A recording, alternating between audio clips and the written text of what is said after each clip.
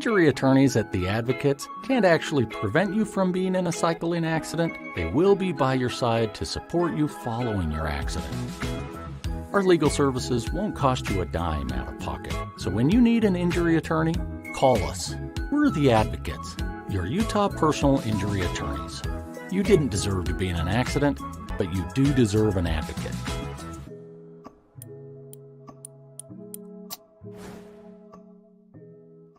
This is the Monty Show, the truth in sports talk streaming. When you want unbiased opinions about your favorite team without the spin, all you have to do is find the Monty Show, streaming live and available 24 hours a day, 7 days a week on YouTube. And now, here's Monty. Hey, the Monty Show live on your YouTube machine. Football is back, finally. Big 12 Football Media Days kickoff tomorrow in Las Vegas. And it's about time. We've got a lot on the Big 12 today. We've got a lot on the NBA. DeMar DeRozan is unsurprisingly a Sacramento King.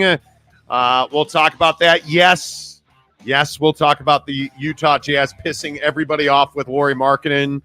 A lot coming up on the show today, as always, presented by The Advocates at theadvocates.com. I know I saw all of the incidents at BYU over the weekend. I don't know how many people paid attention to this, but this is where I am in my life, that when I am watching, whether it be, TV, interwebs, whatever the conspiracy theory video of the day is, I tell myself this is a situation where somebody should call the Advocates. And did you see, I can't remember what they called it, Stadium of Fire or whatever bullshit it was called, where you decided it'd be a good idea to fill a stadium up with a huge crowd, the Jonas Brothers, and then light fireworks off from inside the stadium that, apparently malfunctioned and shot people in the neck. That's living right. That is, now football truly is fifth at BYU. Like, it's amazing to me that this happened. We do this a lot on this show as well. When somebody does something stupid, and usually it's at the corporate level, I'd like to know who greenlit lighting off fireworks inside the stadium. Who's the jackwagon that was like, yeah, let's put some fireworks in the stadium with a bunch of people in the Jonas Brothers, a national treasure. Somebody on the interwebs called the Jonas Brothers a national treasure. Bro, we're slipping, bruh. We're slipping. But anyway, who said, yeah, we have that national treasure of the Jonas Brothers performing here in Provo. Why don't we just put fireworks inside the stadium? Like in the seating area, I'd love to know, did anybody get fired? Yeah. Part of the plan. Yeah. I mean, did somebody get fired for that shit? Probably not. Lit on fire. Well, on their neck and stuff. Yeah. Like they shot them off into the seats. And I'm just saying. And then not only that, and the video is horrendous. You can go watch it, but they paused the show from the national treasure known as the Jonas Brothers. And then after about an hour, the fire marshal was like, screw it. Go ahead. Go back to work. And they continued the show. Aren't you leaving at that point? Yeah, I think the show's canceled at that point, guys. Yeah, apparently not. Come on. Like it's amazing to me that people are like, oh yeah. The national treasure, the Jonas Brothers. I feel like what's a national treasure is the tradition of blowing your hand off or having issues with fireworks every single year on July 4th. No matter what your choice for the national treasure is, make sure you get to the Advocates, theadvocates.com. If you got hit in the neck with a firework that was not your responsibility this weekend, theadvocates.com. If you're missing a thumb, theadvocates.com. If unfortunately you were one of the people involved in that accident on Highway 40 in Heber, theadvocates.com. Folks, it's not about reacting. It's about preparing. You know the worst is possible. Have a plan in place. When you get in a car accident, please don't rely on your insurance company. Rely on the Advocates. They're going to fight for you. You didn't deserve to get in that accident, but you do deserve an advocate. The very best injury attorneys are the advocates at theadvocates.com. So Big 12 football media days kickoff tomorrow in Las Vegas at Allegiant Stadium. And it is a very interesting time in the Big 12. And there's a lot of conversations around what's next for the Big 12, what the future of the Big 12 looks like. And I will continue to tell you, there's no need to rush in to the next generation of the Big 12. And I thought it was interesting that all 767 million of you sent me articles about Big 12 expansion this weekend that did not come to fruition. And I don't know where all of this always comes from, but I will say the Big 12 is in good shape. And I think we have this knee-jerk reaction where we always want to improve and we always want to grow. Maybe what the right thing to do is we get ready to kick off Big 12 Media Days in Las Vegas, where they just broke the record for the hottest day ever in Las Vegas at 120 degrees. Maybe the right thing to do here is to do nothing at all. Go into the season and have a plan in place, theadvocates.com, and react when opportunity presents itself. That to me seems far more, prudent, if you will, than getting into these conversations about what idiot, guy said on the interwebs about who the ACC was going to let go to the Big 12. I think we put ourselves in these positions where we wind up dreaming and we wind up believing that the Big 12 is some behemoth conference that it simply is not. And I think that's the other thing as we head into these Big 12 football media days that you need to wrap your arms around. The Big 12 is not the Big 10 or the SEC, and that's okay. Facts. The Big 12 doesn't have to be the biggest and best of everything in college football. They are neither capable, nor do I believe that those in power in the Big 12 want to be the Big 10 or the SEC. It's just not who this conference is now or has ever been. And I understand Texas and Oklahoma left this conference for dead. But I'm sorry to break it to you, the Big 12 is not dying anytime soon. In fact, I think it's just the opposite of that. I think you are in a position as the Big 12 where you are on the kickoff of the season of your life.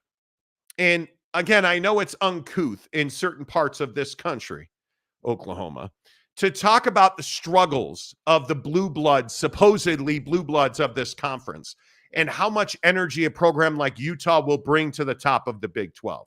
But that's where you are. And I think you have to embrace that. And Jake, at some point, I think everybody in the Big 12 needs to stop talking about when expansion's going to happen. And I think everyone, it has decent intentions with it, right? I mean, we only talk about expansion for the Big 12 because we feel like the Big 10 and the SEC are pulling away from the Big 12, right? I mean, if you think about it, that's why everyone always wants the Big 12 to expand, because we feel like, hey, the Big 12 is the one conference that isn't the Big 10 and the SEC, that if they expand, maybe, they could run down those two conferences, or maybe, they could close that gap. And I think, a lot of people are just thinking of it the wrong way. Like, I don't think there necessarily has to be constant expansion in the Big 12. There doesn't always have to be, a new team coming into the conference, for the conference to be successful and to be heading in the right direction. I do think that there is instability just in the concept that everyone's always talking about your conference changing.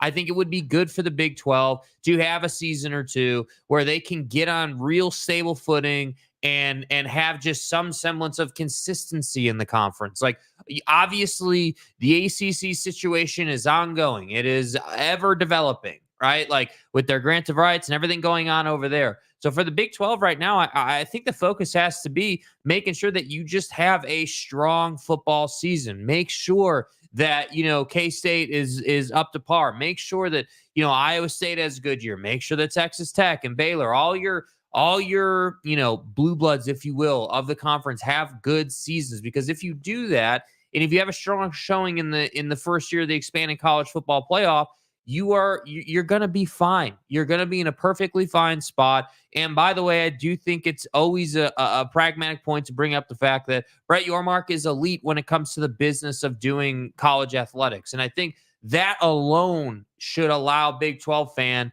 and Big 12 country to feel good about where the conference is going, because this is somebody who's always thinking about revenue generation, always thinking about how can we push the conference forward from a money standpoint. He's not thinking about how can we just compete and, constantly try to run down these two juggernauts of a conference, because ultimately there is no running down the Big Ten and the SEC. They're on a different planet from a revenue standpoint. So all the Big 12 needs to do is play their role in the landscape, continue to grow, continue to be healthy, and you're going to be in a great spot, which is why I say this is why we get articles like this over the weekend where people are like, oh, well, hey, is expansion happening? What conspiracies can we drum up out of the ACC this time? I think that people love that, and I just don't think the Big 12 needs that right now. No, and I think the Big 12 is at a place in time where you just need to focus on the state of Texas developing and winning football games. And I continue to tell you, Baylor is one of the biggest failures in college football that we've seen lately. Like the decision not to fire Dave Aranda is horrendous. I don't understand it. I look at Texas Tech. I think with Baron Morton back this year, I think it is incredibly important that Texas Tech take a big step forward. How long are you going to have Taj Brooks at your disposal? I think that is a huge question. And I look at Texas Tech, and I think you just had bad coaching execution last year. And I think it killed you. I think that you are in a season where if you do not hold Joey McGuire and his staff accountable for anything less than 8, 9, 10 wins, I think you are sending a message loud and clear that you're not focused on winning. It is that simple. If this team does not win at a very high level, and I'm not saying that's going to be easy, you should be disappointed in that. TCU, by all accounts, is going to be between 8 and 10 in the Big 12. That would be a massive disappointment. The state of Texas has to produce. You know that Houston is going to struggle this year. Arguably, they're going to be dead last among the 16 teams, which, hey, man, that would be not great. But you understand that they're in transition. But if you look at the programs in Texas, in the state of Texas, I think they're absolutely pivotal for this conference. Yet you have a mind-numbing decision like Dave Aranda at Baylor. You have all these questions surrounding Texas Tech. That I don't, in my opinion, see anything more important than kickoff getting here in the state of Texas for the Big 12. It is that simple. I think that who I don't even think it's close. You know who the best team in this conference is. Mm-hmm. I think it is Utah. Mm-hmm. My question is more, who's going to be that number 2 team? Who is it? Is K-State really this good? I mean, you lost a ton of talent offensively. You have an unknown at quarterback in Manhattan. I don't know that you could put K-State in that number 2 spot. I don't think that you can put Oklahoma State in that number 2 spot. With the DUI distraction going on around Ollie Gordon, I don't know. I truly do not know who is going to be that number 2 team, and I truly do not know how good Oklahoma State's going to be. Well, Alan Bowman's a mid-level quarterback at best. Yeah, and I think that the Big 12, is their goal should be to get 3 teams into the college football playoff. I think obviously your conference champion is going to be there, which most people just assume is going to be Utah, but your conference champion is going to be there. And then it would be nice if you had Oklahoma State in the college football playoff. It'd be nice if somehow, some way you had another, highly competitive 10-win team in the conference. That would be great for the conference. But unfortunately, I don't see the Big 12 doing that. I don't see 3 teams being in the playoff. No. I see your conference champion, and if you're lucky, one more team getting in. And I think what's hard for the conference right now is that, to your point, you don't know who that's going to be. It's not easy to say, well, Mike Gundy, he's going to get into the college football playoff because, frankly, he hasn't gotten into the college football playoff.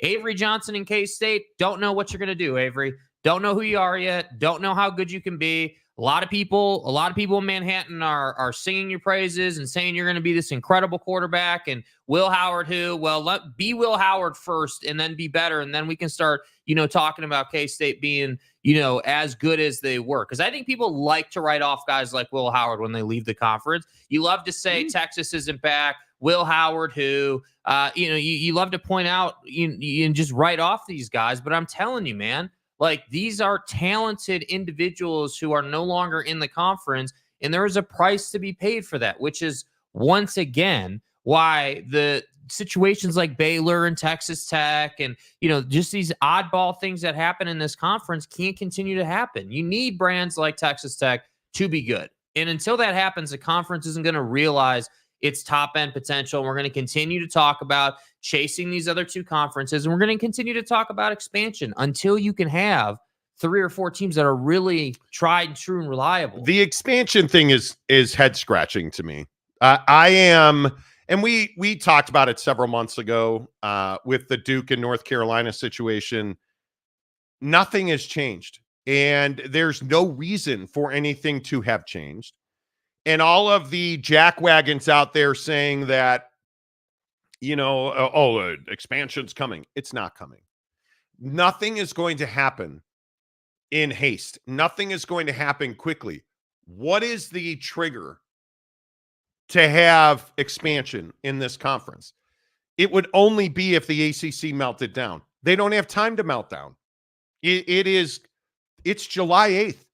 We are just weeks away from most camps. And you're going to make the argument that the ACC somehow is going to melt down. It's not going to happen in short order. Now, if a lawsuit gets settled okay, let's revisit it. But does it seem likely to anybody that Florida State or Clemson or that any of those lawsuits get settled today quickly? They would have happened already. And it has not happened. The timeline does not favor it.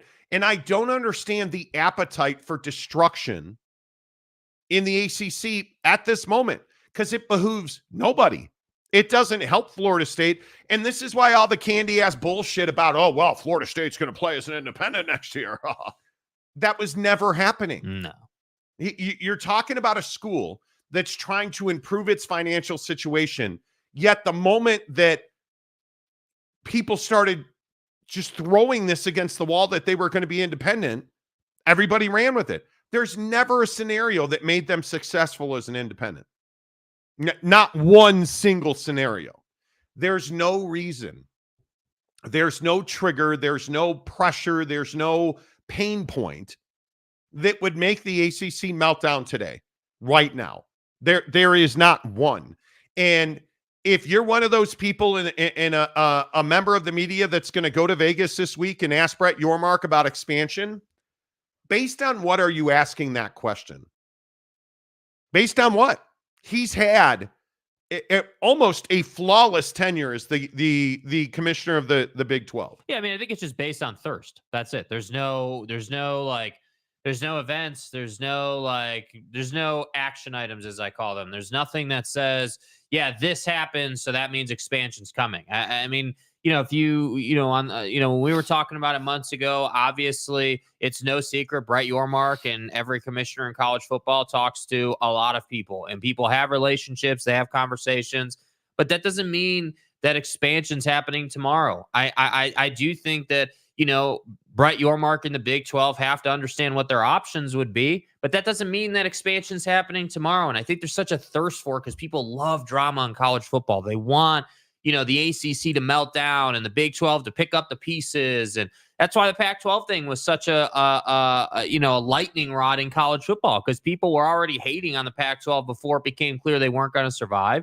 And then when they didn't survive, in the Big 10 and everybody started picking up the pieces, people love that. So that's why I say, man, it's not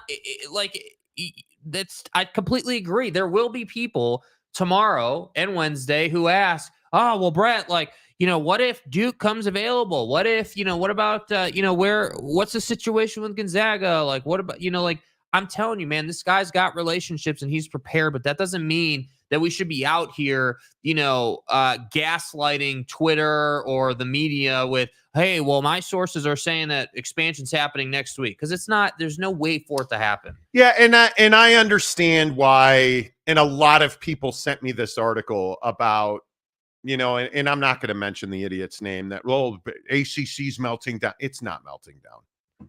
And anybody writing articles today telling you, and I use article, anybody putting words on the interwebs saying that the ACC is melting down, come on. And anybody saying that they know the schools that the ACC is going to, you don't know that. By the way, when's the last time you heard from Florida State?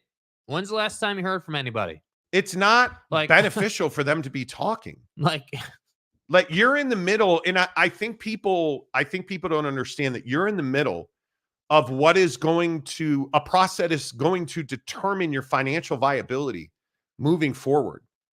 And the idea that you would constantly be out talking about this makes no sense. It just does not make sense. And I think that this process will play out as the months and days and years tick away. College football will continue to change and evolve until we get to a Super League. And I think that's 2 years away, because I think you're in a very good position to just have calm waters, calm seas, see how these next 12 months, but see how these next 6 months play out.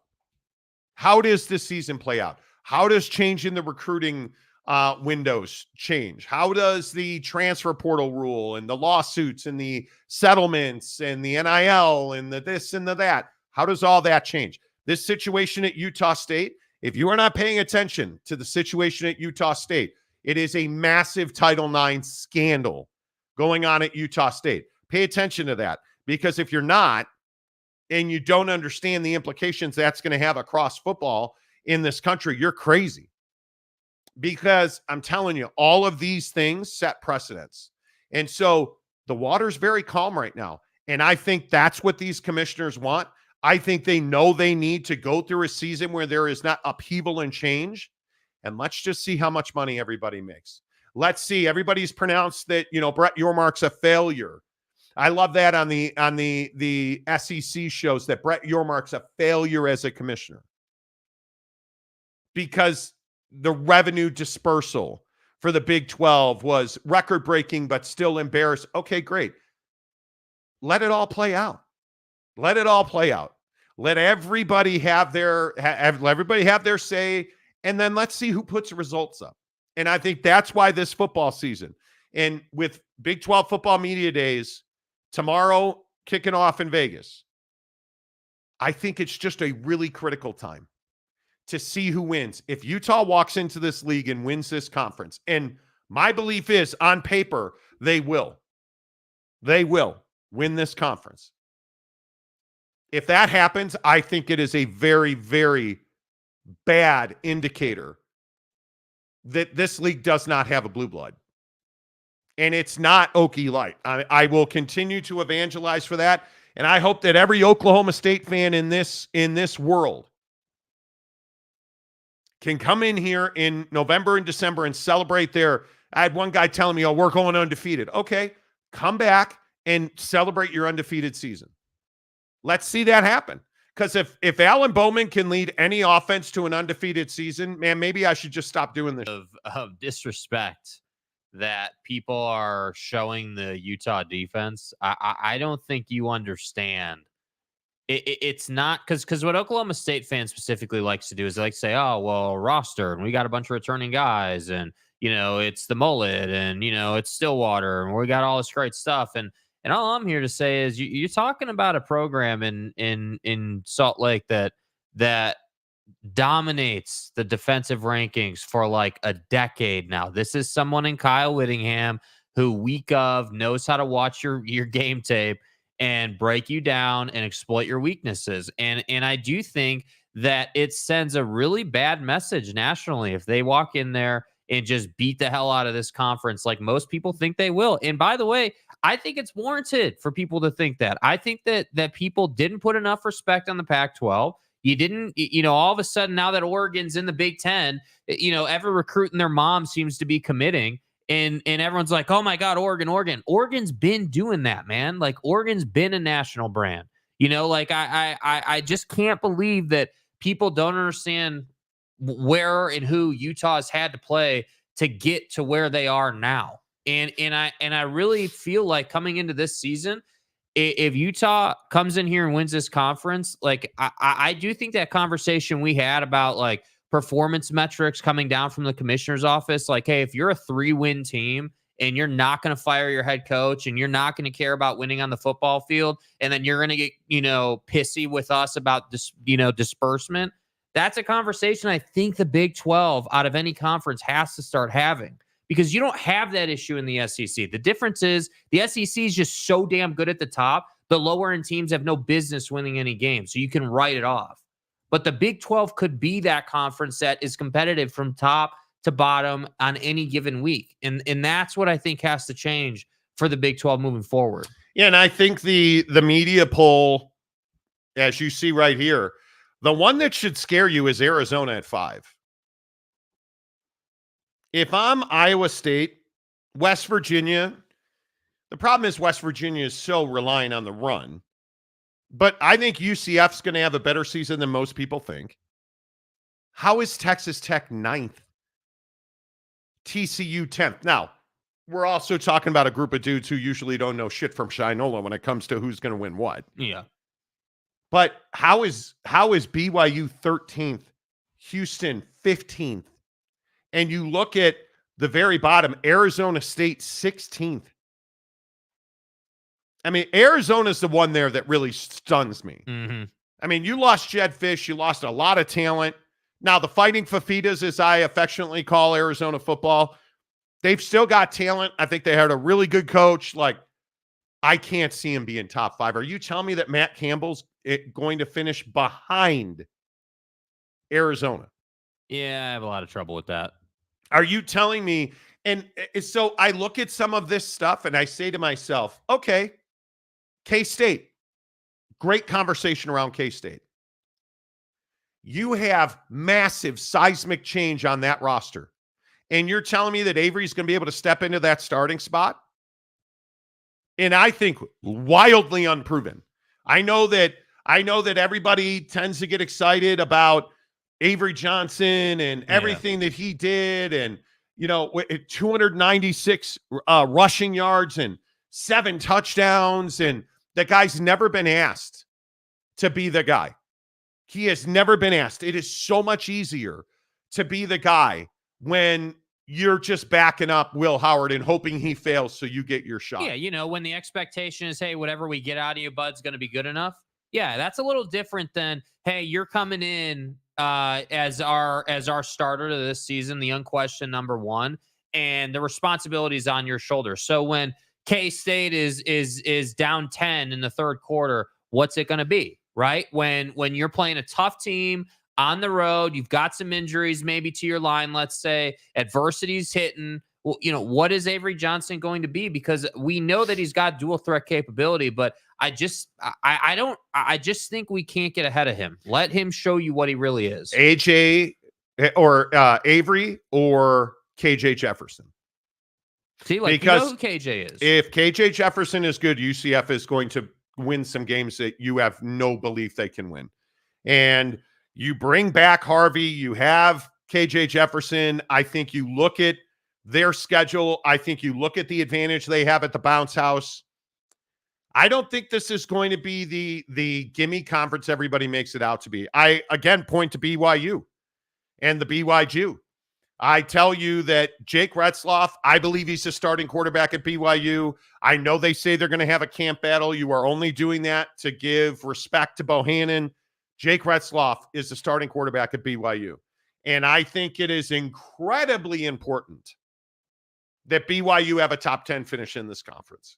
And I think you cannot win. I don't even know that just winning 6 games is enough at BYU. Yeah, I mean, that was going to be my question. Like in the Big 12, what's a top 10 finish? Is 7 wins top 10 in the Big 12? Because that's a very interesting question. Because like if you look at it from a conference perspective, like 7 wins is like 7 wins in the Big Ten is okay, because the Big Ten used to be this weak conference. So to be anything in the Big Ten, you had to have like 8-9 wins. But now I think with the depth the Big Ten's added, 7 wins is, for most teams who are not regulars in the CFP, is a pretty solid season. But I'm not going to sit here and look at this list of Big 12 teams and be like, yeah, Baylor has any business in the 7-win conversation. Houston, the Natty. But look at UCF's schedule. And this is why and I know every time we talk about UCF on this show, we routinely hear the guy that'll come in from Lubbock, the guy that'll come in from Stillwater, the guy that'll come in from Manhattan. UCF ain't nothing. Okay, well, I just remind you that Gus went out and did everything he could do to improve the talent on his roster.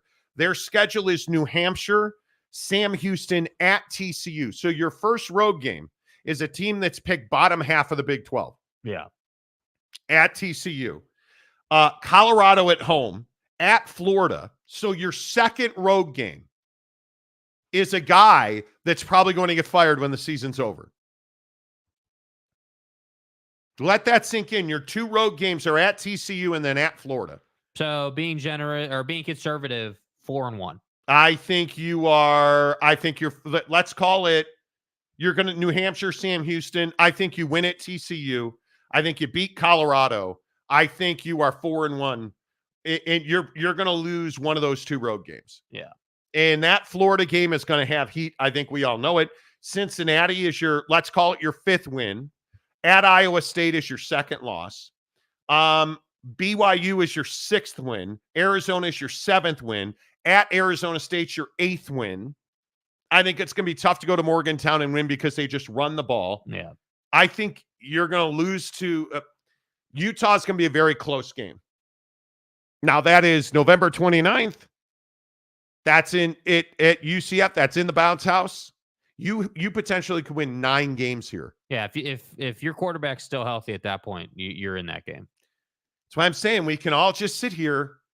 Think about that. I mean, if a team like UCF has, let's call it 8 wins, realistically, 9 wins is top of the mountain. Give them 8, as a true predictor. In year 2. Yeah, in year 2 in the Big 12. So if they've got 8, let's say BYU's got 7.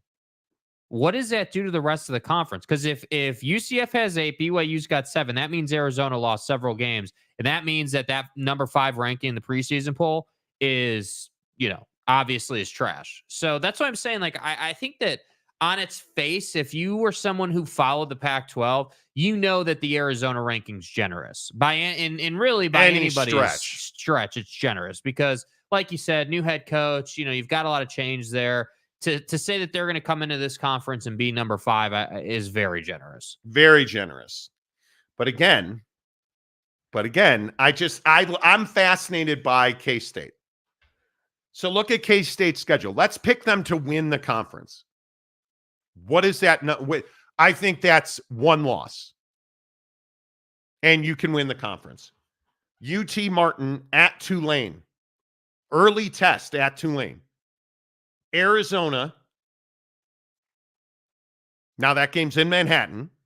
Okay, we'll give you the win there. At BYU. Okay, we'll give you the win there.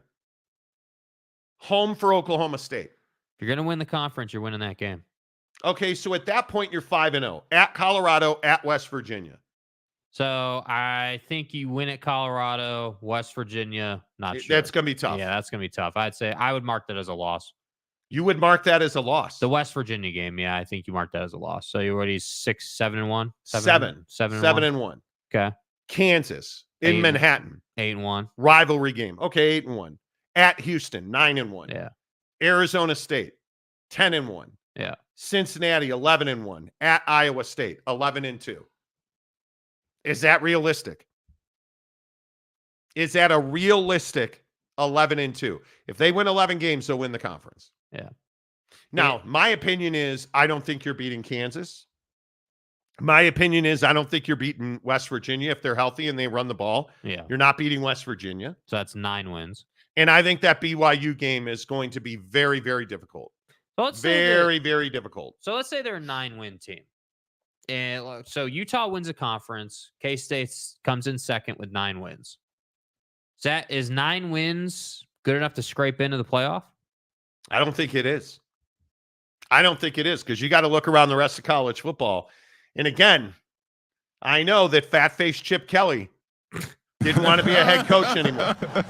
And I totally understand it. Anybody take the time to look at Ohio State's schedule? Undefeated on deck? I don't think they lose a game or have a competitive game until they are at Austin in October. I think Akron, Western Michigan, Marshall, at Michigan State, Iowa, and I'm hoping Iowa fields an offensive team this year, but that has not been confirmed. You're 5-0 going to Oregon in what is, man, the game of the year in that conference to that point. That is the game, because I think Oregon's going to be very good as well. Oh, and look at after. So this is the funny thing about Ohio State's schedule. So the Oregon game kind of splits their schedule in half, in a sense, where, you've got pretty much an easy run up to the Oregon game. You should be healthy. You should be in a great spot to go on the road and play that game. So let's say you win that game, because I don't think it's just a gimme. I think Dan Lanning. I think the thing that Ohio State is going to deal with when you play these Pac-12 teams, specifically Oregon, is the physicality. Ohio State showed that they could be had physically. Now, obviously, we need to say that a ton of talent was added. Obviously, the stakes are extremely high for Ryan Day this season. I think it's not an exaggeration. It's not a stretch. It's not anything crazy to say that if you do not go out and win the Big Ten this year, and frankly, if you don't go out and compete for a national championship this year, that he may get fired. And just because of that, I think you have to count on them to win games like Oregon. But that physicality that Dan Lanning's bringing, if you think that Dan Lanning is not sitting here saying, hey, year one in the Big Ten, we're going to go out and win the Big Ten and we're going to shock the world, you're out of your mind, because I guarantee you that's what he's selling. Ohio State gave up 11.2 points a game last year. Good defense, right? They added Caleb Downs, Jack Sawyer, and Denzel Burke. That's going to be the best defense in the country. So let's say they give up 15 points a game. So how does a team like Oregon beat that type of defense? Well, you're going to have to run the football. You're going to have to beat them at the point of attack. That's how you beat that defense. And you're going to have Will Howard and Devin Brown duking it out to be the starting quarterback in fall camp. I think they're going to score. I think they'll average 30 points a game. I think they will. I think Quinshon Judkins was a huge pickup for them. Like, in my opinion, dude, I don't know how you beat them, but I think I'm never giving anybody an edge over Dan Lanning at home. No. Ever. So I think they lose the Oregon game. That'll be their only loss of the year. But think about how Washington was able to go to Oregon and win that game. What did they need? They needed elite quarterback play, and you had to have elite wide receiver play. And what does Ohio State have? They've got elite quarterback play, and they've got elite wide receiver play. So they have what they need to win the game. The question's going to be who on that day when they play that football game has more want to, because ultimately when you've got two of the best teams in college football, because they're both some of the best teams we have in college football, who has more want to? And that to me is why if Ryan Day loses that game, you can really come down on him, man, because he should win that game. I think the biggest question is, can Dylan Gabriel replace Bo Nix? Bo Nix. Mm-hmm. Can Dylan Gabriel replace Bo Nix? Bo Nix is playing well. I think that's the biggest question. I have no idea what the answer to that question is. I am not certain by any stretch of the imagination, but I believe in Dylan Gabriel. We've talked about it on this show before. I think it's one of the most impactful transfers of the entire window. And I think what he did defensively, and I think the work that Bo Nix, put in to build that program, I think Dylan Gabriel fits in there with that defense. I think Oregon's going to be number 2 in that conference because I think Michigan's going to have a steep fall off. Anyway, all of that to say, I think it's going to be very difficult for the Big 12 to put 3 teams in the playoff. Yeah. Because I also think USC's in for a rebound. I also think that the Big 10 is going to be, I think the Big 10 is going to be incredibly difficult. And I think if Michigan finishes top 5, again, James Franklin, Penn State, I don't know what to believe in that. But I think it'll be very interesting to see what this happens. Can Lincoln Riley play defense? He fired Alex Grinch. I don't know what the answer to that is. But it's going to be very interesting. But what do you know about SC? You know that offense is going to show up. And for that alone, playing in the Big Ten, that's going to be fun to watch because the Big Ten, historically speaking, has been a ground and pound, we're going to run the football. We're going to play physical football type conference. And that's not what SC is. And I think bringing that different style to the conference will be really interesting to see because, again, if you have 1 week, Ohio State playing Oregon in maybe what is a little bit lower scoring of a game, like a 35-27 kind of game. And then SC comes in and you got to USC gave up 34.5 points a game last year. Yeah. So if you're playing Ohio State, Ohio State's putting up 40 in that game. For sure. Well, Deanne Lynn's a pretty good defensive coordinator. I think he showed that at UCLA. Yeah. And I still can't believe he went to USC, but here nor there.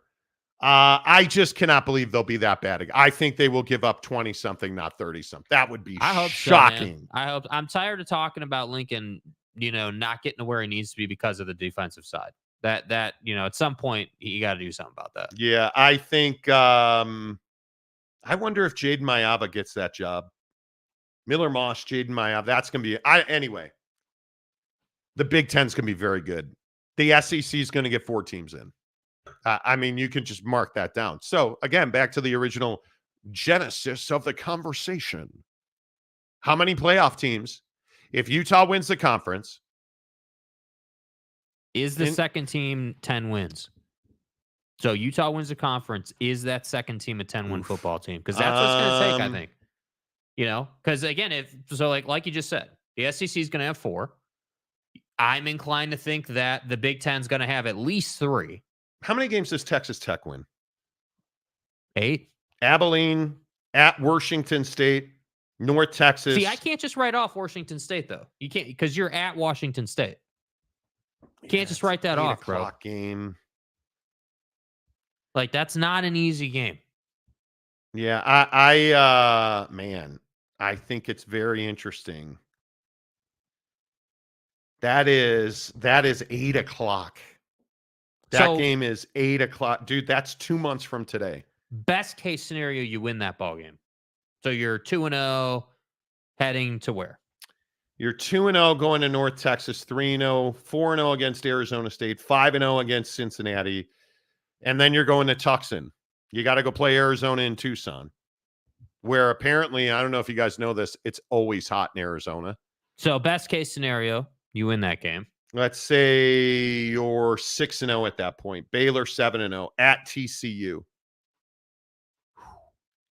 See, that feels like a game you would lose. Last year's Texas Tech team loses that game. Yeah. But again, we're not talking about last year's team. I think you're 8-0.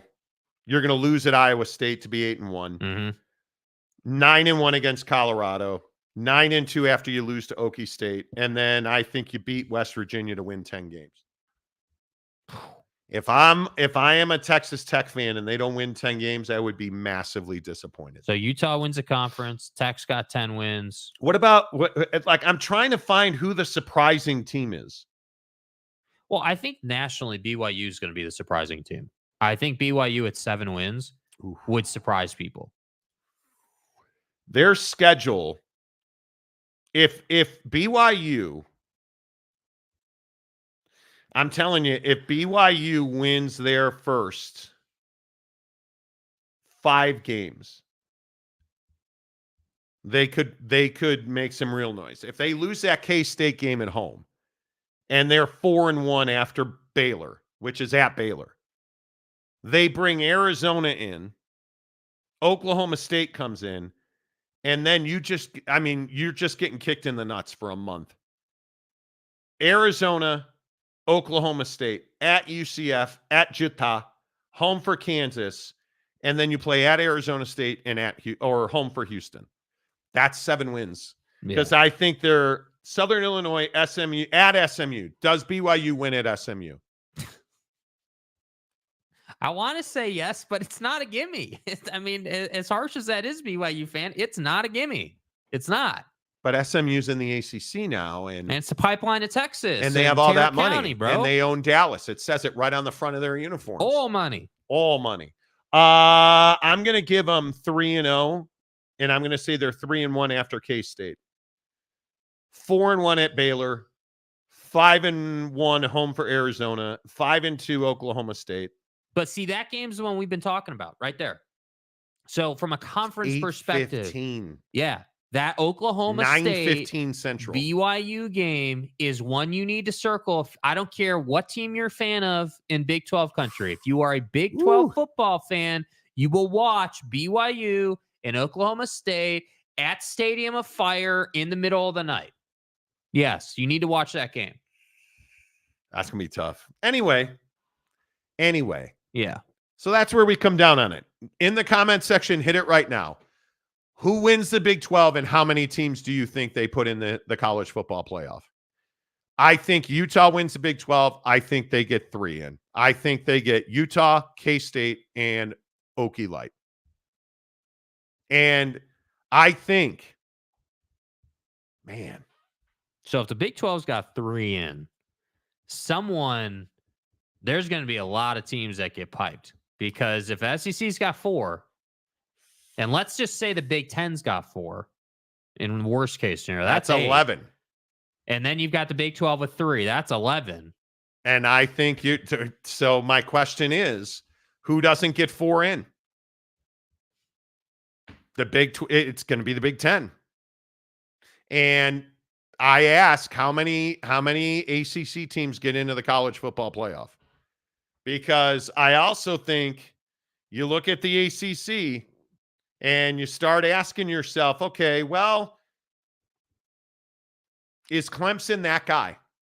I don't think we can say that they are until they show that they are again. Like the conversation we've been having this morning on and off about, Avery Johnson and K-State and how they've kind of reloaded and this is supposed to be a great season for them. You're not really hearing that in Clemsonville. You're not hearing that out of Dabo's team. And again, it's the same conversation. Transfer portal is not something he wants. Like, we're not getting a ton of new talent in. So if that's the case, then if Clemson's not available in the college football playoff to that conference, you're asking one team, and that's Florida State. DJ Uiagalelei. Again, we talk about it all the time. It's his 3rd program. And I think it's going to be very interesting to see what he does. I mean, obviously, you would assume that Miami is going to take a huge leap forward. I think they finished 2nd. Cam Ward, did you guys hear about this Elite 11? No, it wasn't even Elite 11. Cam Ward going, how good is Cam Ward? Very talented. Because he went off on Shedeur Sanders in these workouts. Mm-hmm. And I think Shedeur Sanders is probably the odds-on favorite to be the top quarterback picked in the coming a year from now in the NFL draft. And Cam Ward telling him he's lazy, he's not working hard, he's not taking it seriously after showing up late, Cam, for the workout. How good is Cam Ward? I think that's a huge question mark. Well, the right out of the gate, Cam Ward's got a huge arm, great passer. He has a great mentality playing the position. Those are the things you love about him. I mean, I don't know, talking trash. These guys talk trash every day, bro. I mean, that's what they do. So, yeah, it's going to be really interesting to see. But yeah, I bring up the AC because SMU is picked 7th by most people in the ACC. So I'm very interested to see, can they stay healthy? Can Can Rhett Lashley really move that team into the top half of the ACC? It's not a good football conference. I think we all know that. But can they do that? And I think it's a huge question. And I think that you're going to have to figure out how good they are. And I think that Preston Stone, as Oak State James has so often pleasured himself to videos and pictures of Stone on this show in the comment section. Oh, God, Preston Stone, you're so... Do you know how hard Stone is? He's hard as a rock. Oh, Stoney. Yes. Right? Like it is. We'll see. We'll see. The ACC is going to get 2 teams in my opinion. They'll get 2. See, and I think the thing is, who gets more in, the ACC or the Big 12? Because I think the Big 12 will get hosed. I think the Big 12, if a conference is getting hosed, it's the Big 12. And again, not to be a jackwagon, but screw you, Mike Gundy. This is your fault.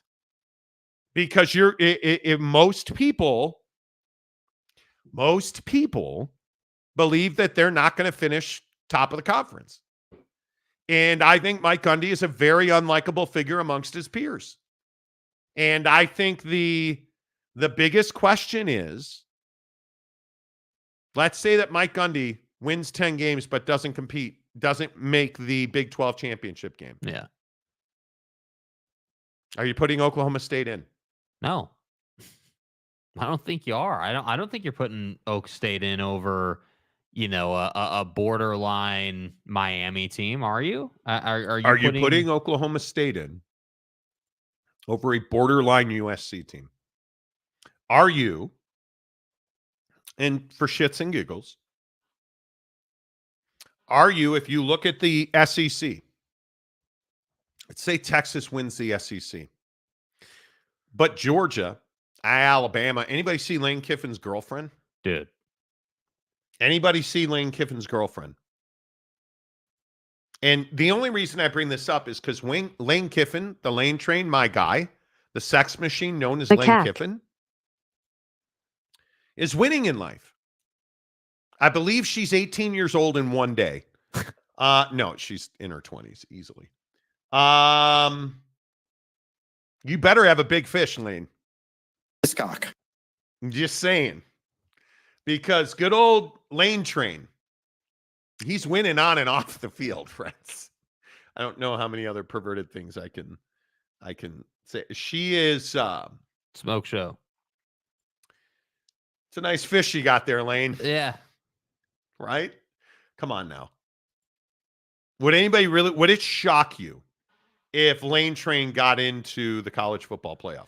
No, it wouldn't at all. And I think that's the hard part about the SEC. I mean, if something radical like that were to happen, Texas winning the SEC, because I do think that would be pretty radical. But it's not crazy to say that Texas could be 9-10 wins in the SEC. That's not crazy at all. But you look at the ledger here, like you've got obviously Georgia, Bama. I think it is Texas wins the conference, Georgia 2, Ole Miss 3, Alabama 4. And I think they're all going.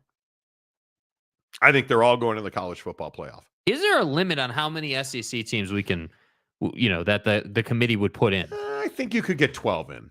Like, dude, going down the list. I said, I think is there a limit? I think you could get 12 into the.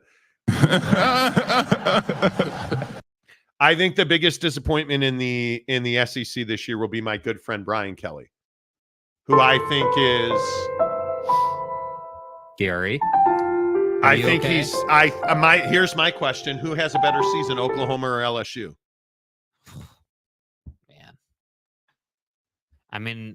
Man, I don't know. That's tough. Because I look at this conference, and I look at Texas. And that defense is going to be top 5 defense in the country and I think this will be, and remember, good old Uncle Monty told you, I think this is going to be one of the best defensive seasons we've ever seen in college football. I think you look at the top of every conference, Best defense in the Big Ten, Ohio State. Best defense in the SEC. I have no earthly idea.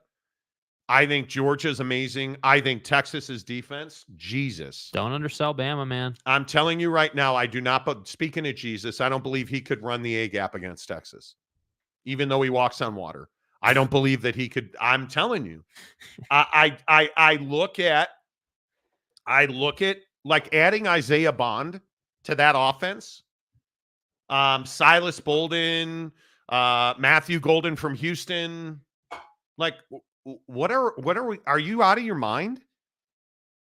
I don't know how Texas loses a game this year.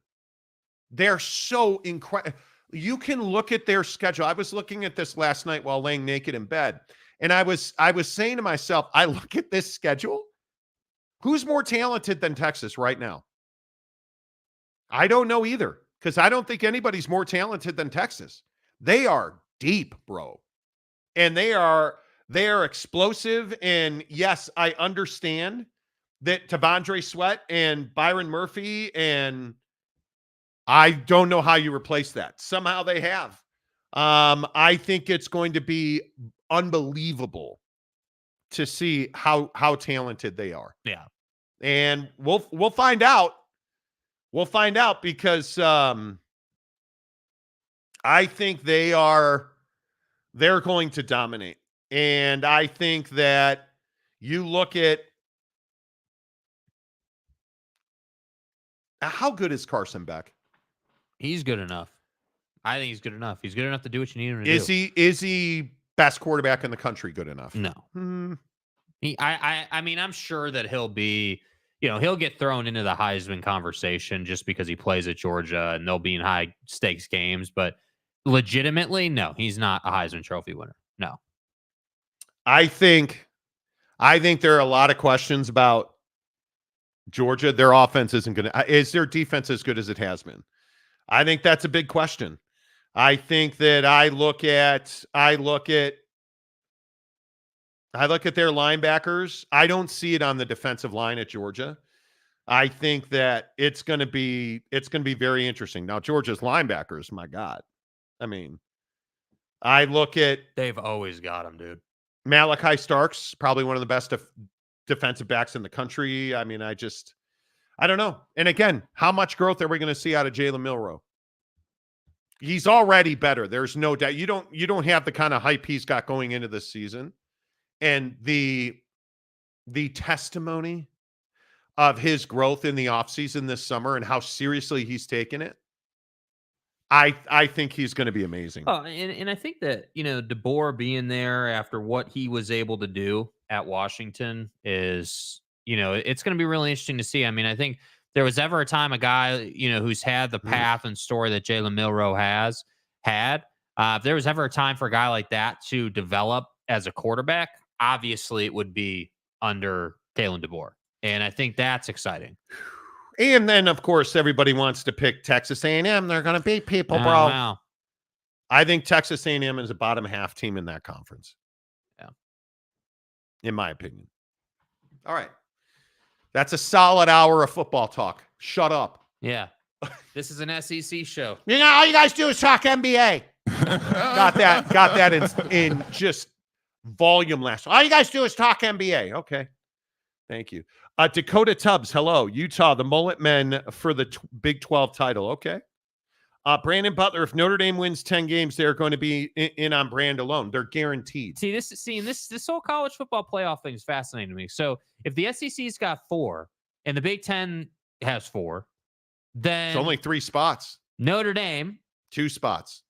G5, right? 1 spot. Somebody's getting screwed. I'm telling you. I don't think it's somebody. I think it's lots of bodies. I am very curious to see how this all plays out. I'm very curious. Elaine Tran, hello. Preston Stone is overrated. Okay. Oak State James is crying right now after you made that comment.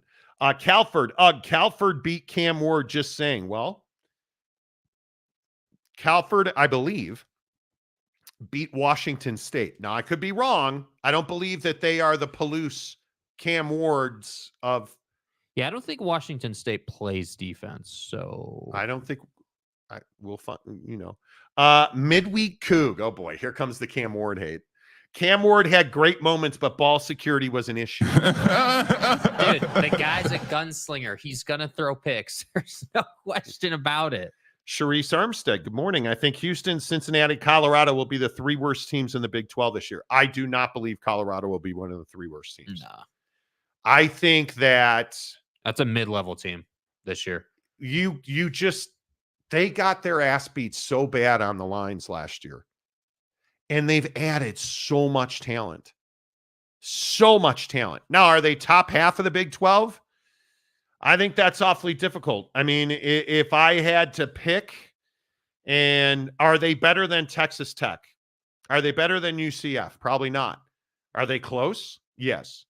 They are close. I mean, when you can put Shedeur Sanders and Travis Hunter on the field together, you're going to beat a lot of people. Their offense and their defensive lines are significantly improved.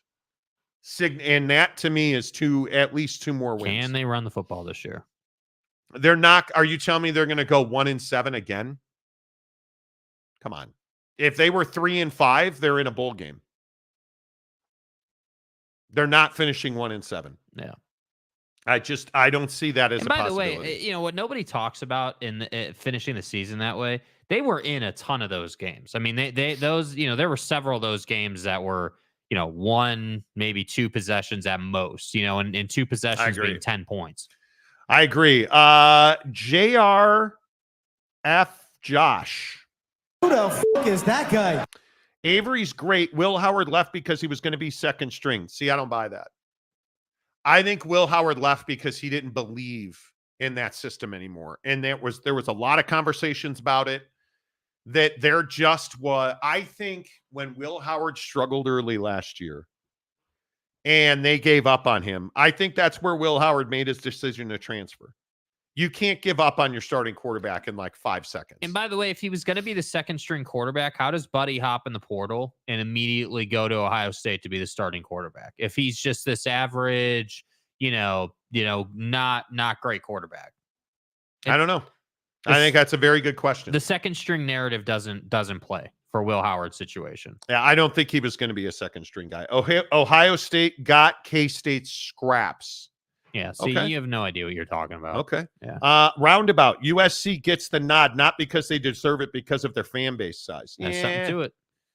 I don't know. We'll see. Dorian Davison, hello. Depends on the 10 wins, I suppose. We're likely losing 1 game. Who's we? Dustin, would the losing team in the Big 12 championship get in? I don't know. It's an interesting question. I think it depends what the other conferences are doing. I feel pretty confident saying the ACC's got 1 team. I think that the playoff's going to be too competitive for the ACC to have 2 teams. So I think whoever wins that conference is the one getting in. And then in the Big 12, I think, assuming Utah does what we all think Utah will do, they'll be in. And then I think you will be lucky to get a second team in. If I had to guess, the 4 conference champions. Yeah. SEC is Texas. Big 10's Ohio State. Big 12, I think, is Utah. In the ACC, I think you default that to Florida State because, 1, they're very good. Yeah. And 2, I just think that the rest of that conference is in shambles. Now, I understand that SMU, again, oil money in Dallas. I understand that SMU is one of the best teams not involved in. They're not one of the best teams. I'm being a dick. I don't think Clemson's on that level. I do not. I think those are your 4 conference champions, locks. I don't know. Now, I'm a Notre Dame fan, so I am obviously, I am a little biased. Notre Dame, our mother. I don't believe that Notre Dame, how do I say this nicely? I don't believe that Notre Dame has I would prefer if they hired a football coach. Do you think that Notre Dame is going to have 11 guys on the line of scrimmage this year? Because I know that personnel was an issue. Ask me on September 1st. Because what kind of game is Notre Dame and Texas A&M? Should be a good one. Should be a really good one, actually. It's at Kyle Field in College Station. Yeah. Texas A&M is everybody's favorite underdog. And then you don't really get tested again until Florida State on November 9th. And that game's in South Bend. But I don't think for Notre Dame's purposes, you can lose that A&M game because that's one of the best games on your schedule. No, it's a must win. Yeah. It's must win. Because their schedule is at Texas A&M, Northern Illinois, at Purdue, Miami of Ohio, Louisville, Stanford, Georgia Tech, Navy. Do you guys understand they go to Purdue on September 14th? And then they don't leave South Bend until that can't be right. Yeah, they don't leave South Bend until they go to LA to end the season.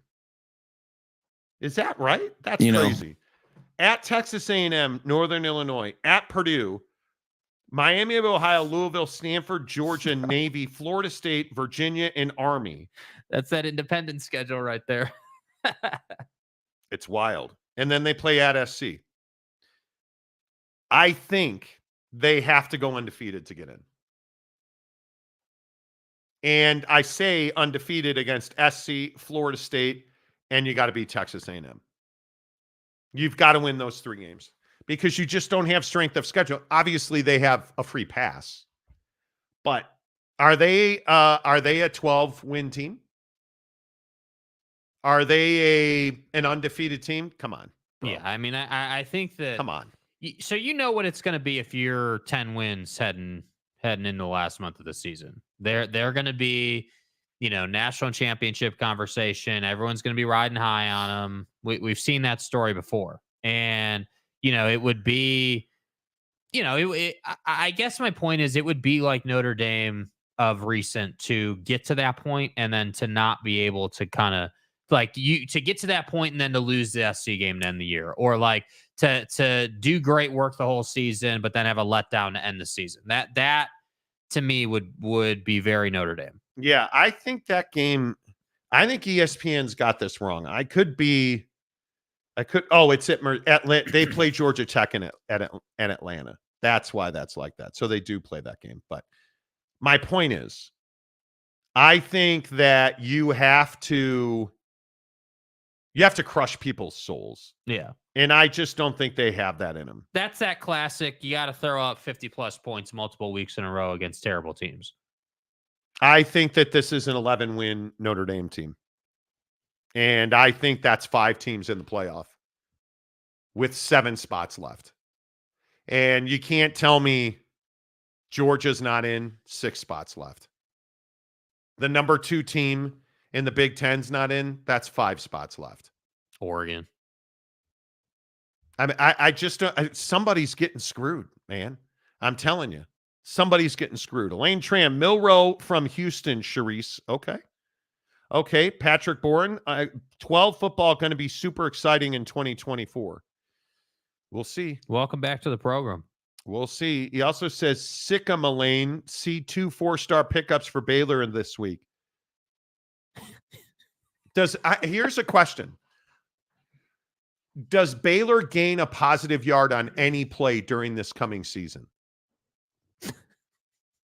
I don't know. Is 8-Ball calling the plays? Does Baylor have a single tackle for loss, a sack, an interception? I'm being a jerk. But they're not going to be very good. They're not. And it is unfathomable that you did not fire Baldy. It is unfathomable. I just can't. Yeah. I can't believe it. Calford. All I can think about is this epic choke against Stanford at home. Okay. Midweek Coug. Cam Ward fumbled so much for no reason, literally just let it go. I mean, I think he was on the tape. Just trying to give it to the defense. Yeah. Stop. Big Blue Horses. Does naming a head coach in waiting help or hurt Utah if they struggle? It doesn't matter. Kyle Whittingham is not in any kind of. You named a head coach in waiting to make sure that Morgan Scalley wasn't out interviewing for jobs because you got over the recruiting racist explosion incident. And Morgan Scalley is a guy that I think was going to get a job in the next 2 years. And I think he wanted to make sure that he wasn't out interviewing for jobs. That's why you did that. K. Nurin. Utah, after losing to BYU, goes 11-1 and wins the championship. Hell no. Cocaine's a hell of a drug, man. James, stadium guy, Oak State class of 2004. College football playoff, SEC 4 teams, Big 10 4 teams, Big 12 2 teams, ACC 1 team, and a G6 1 team. Sorry, bro. What's a G6? Hey, man. You know, it's fine. It's fine. It truly is. It is what it be. Case Sumbry, go polls. Okay. You mean pokes? Charisse. I think Colorado goes 5-7 this year with losses to UCF, K-State, Arizona, Texas Tech, Utah, Kansas, and Okie State. I think we don't know. Because this is the year we figure out what kind of coach Deion Sanders is. Yep. Right? I mean, the 1-7 meltdown end last season, okay, we can write that off to you weren't deep and you weren't talented. But you lopped half your roster off and it's Louis, we get it. Yeah. If the guys he brought in this year and all the changes he made this year do not turn into a minimum of 7 wins, questions are going to start to be asked about Deion in Colorado. Because you can't, with the schedule that Colorado plays, with all due respect, because I don't believe that, and this is, again, just my opinion, I don't believe that Colorado is a 10-win team by any stretch. But look at their schedule. North Dakota State at Nebraska. Are they beating Nebraska? You would think so. Colorado State, that's at Colorado State. Remember that game last year? The Travis Hunter cheap shot thing? Baylor at home, that's a win. I think you're 3-1 at that point. UCF is a loss. I think you're 3-2. K-State's a loss, 3-3. At Arizona, I think that's a win. So I think you get back right. You're 4-3. Cincinnati's a win, 5-3. At Texas Tech, that's one of the games of the year for them. Because if you don't beat Texas Tech, I'm not sure you win another game. Yeah. If you beat Texas Tech, I think there's a shot that you can upset Utah, Kansas, or Oak State. But, and remember, Utah and Oak State are in Boulder. So this is going to 7 games. You have to win 7 games. So you have to, in my opinion, I think the Nebraska at Colorado State game, those 2 weeks, those are back-to-back, and they're both national television games. I think you have to win those 2 games. Totally. It's not even a conversation because we're going to find out who Deion Sanders is. You have to. And again, I think if you win those games and you play with momentum, you will be, what that's telling you is they're growing and developing. Their line play is solid. You'll have a chance to win. You'll have a chance to win one of those last 3 games, especially Utah and Oak State at home. You're not going to get blown out in those games because Oak State's not going to be explosive.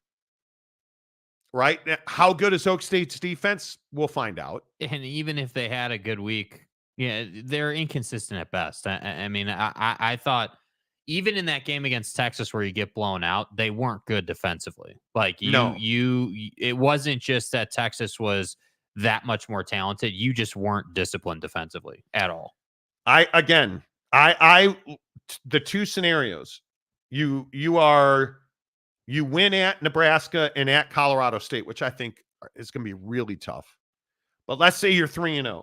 You're 4-0 after you beat Baylor. I think your first loss in that scenario is at UCF. I think that's just going to be a really tough game. I think UCF is one of the most difficult places to go and play. The weather, the atmosphere. I think that's the game that's you have such a tough road schedule. I mean, Colorado's at Nebraska, Colorado State, at UCF, at Arizona, at Texas Tech, at Kansas. God damn. And your home games are Utah and Oak State. I mean, your only hope is that you stay healthy and Utah and Oak State take big losses physically. Yeah. And Jalen Daniels doesn't stay healthy for Kansas. And somehow, some way. Which we've seen is a real possibility. I mean, the scenario's there, but I think 7's the top of the mountain because I can't find an 8th win on that schedule because truly here's what I think happens.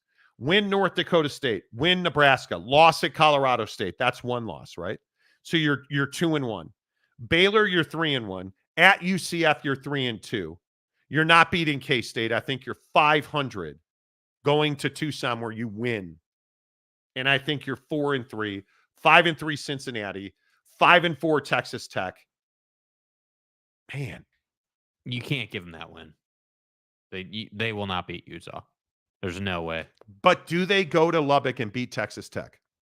Yeah, I mean, I think that's definitely on the table for sure. I think that if you because the way I look at this schedule is those first 4 games. Those first 4 games, if they figure out in those first 4 games how to run it consistently and how to be physical up front, this schedule looks very different. Because if you can run it against Arizona, against Tech, against Okie Light, now we're having a different conversation.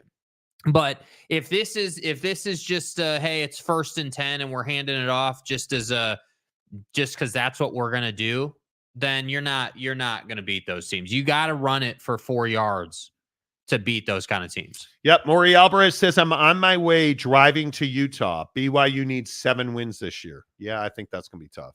Yeah. Drive carefully. Oak State James. I was in Dallas yesterday. SMU Stadium is almost done. Well, thank God for that. It looks fantastic. P.S. That's a postscript. I'll be in Lubbock next week to video Jones AT&T Stadium. Well, thank God. Man. I got to tell you, I have been waiting for your AT&T Jones Stadium. Stay hard. I mean, I have been checking YouTube every single network, waiting for. James does these exterior videos of stadiums, and Well, Marty. the funny thing is, he always finds a way to put Preston Stone nudes into the middle of his YouTube video. Tens of single people watch his videos. And Right. Preston Stone is why. I'm James, you travel well, my friend. Don't eat off the rollers. Okay. SMU has a new stadium. Did they build it over the old one? They just renovated. Colorado needs an offensive line. They have one. Stepanek. K-State has a lot of speed on their team. They do. Patrick Bourne. Haven't heard much about West Virginia. This is, in my opinion, one of the tier 2 dark horse teams in the Big 12. Well, they're going to do what they do. Neil Brown needs fired, loves to run the ball. Mm-hmm. And he's got his 2 guys back there. Like, I think he's going to possess the ball. And he's going to go for it on every 4th down at midfield. And it's just a matter of, can you hold West Virginia to under 700 yards a game rushing? Can you hold them to a reasonable number? And if you can stop the run against West Virginia, you're going to win the game. You're going to win the game. They are who you thought they were. Yeah. They're not keeping any secrets. I think it'll be very interesting to see how they go. Hour number 2 of the Monty Show, as always, presented by our good friends at Canyons Golf in Park City, the official golf club of the Monty Show. Dude, it's going to be hot. Did you guys see the weather this week? I just don't. If you're a climate change denier, I don't know what you're looking at. It was 120 in Vegas. In Salt Lake City this week, it's going to be 107. 107. Escape the valley, get up to Park City, and get yourself 10 degrees cooler weather. Go play some golf at Canyons Golf. It is lush, it is green, it is beautiful, and it is cooler. And it's just a lot of fun to play at Canyons Golf. And, if you've thought about buying a membership or a pass at your favorite country club, don't do that. Instead, become a pass holder at Canyons Golf because you get monthly tournaments. You get great events. You get a resort-style experience while you're playing golf in one of the most beautiful vistas and venues you're ever going to swing a golf club in. Park City Mountain Resort is a beautiful resort. You know, it is one of the best ski resorts and snow resorts in the country. But I'm telling you, the views from the golf course are remarkable at Canyons Golf in Park City, the official golf club of the Monty Show. Make sure you tell them you heard about it. On the Monty program, D's Nuts. You know. I think BYU's run defense is going to struggle despite having Jack Kelly. Okay. You can't have a name D's Nuts and then come in here with serious takes and dude. Be taken seriously. Come on. You know. I'm curious how much, speaking of running, how many carries, how much volume does LJ Martin get this year? And is he finally the guy? Because I think this offensive line, I think Jake Retzloff, I think you need cohesiveness. And one of the hallmarks of Kalani Sitake's tenure has been upheaval and not consistency and not cohesiveness. And I think it makes it difficult to win that Oklahoma game when you have upheaval. I think it makes it difficult when you're losing games by a score or a play or a decision. Maybe those things go differently if you have the same offensive lineman and the same quarterback and the same wide receivers and the same running backs. You got to keep them healthy. You got to develop them, and they have to execute. And I think that's going to be the biggest question for BYU. Can you keep the same units on the field together with the same personnel? Or are we going to continue to rotate offensive linemen?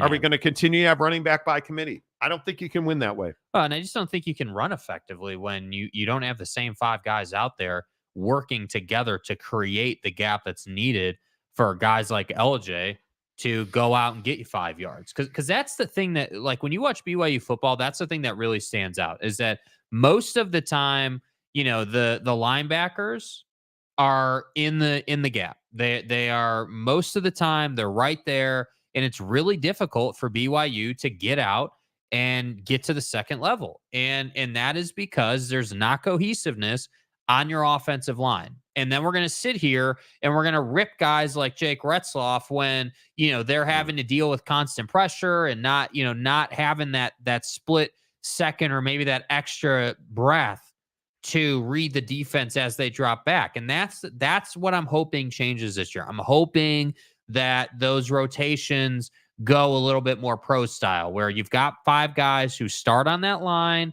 And hey, when you got to get them a breather, you got to give them a breather. But there's really no reason why you should be doing this thing where you're running 5 guys off and bringing 5 guys in. That to me just does not work. And I think you have a lot of, I look at guys like Tyler Batty. You have a lot of leadership up front on that defense. And I mean, the linebackers should be good. I say should be good. I think Jack Kelly's a nice pickup. I think Collins is a nice pickup. I think you look at some of the depth on offense, they're returners. You didn't bring in a lot of new bodies, especially up front. And I look at those wide receivers, and the guy again is Cody Epps.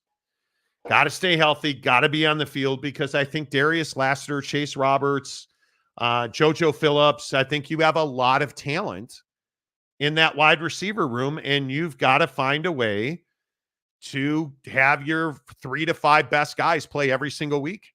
Well, I don't know how else you win. And I think the move to put Keanu Hill at tight end is a really smart one, because that's somebody who can go and get the football for you. Might not be like the burner down the field guy, but is extremely athletic for a, air quotes, tight end. I think you have a lot of talent at tight end. Yeah. And I think, it's going to be odd not seeing, Rex out there at tight end. It's going to be odd not, seeing new fresh blood come in. You have a lot of leadership that you're going to have to replace in certain places on this team, but I think they're ready to go. I look at BYU's roster and their talent, and I don't question whether or not they can compete. I do not. I truly do not. Lonnie Johnson, a member of the show for 9 months. Go Big 8, stay hard. There you go. Big eight. There you go. Only, Maury Alvarez, I forgot to mention, a member of the show. There we go. Again, Maury, drive safely. I think that it'll be interesting. It'll be interesting to see how BYU plays out. Capazzo, how are you?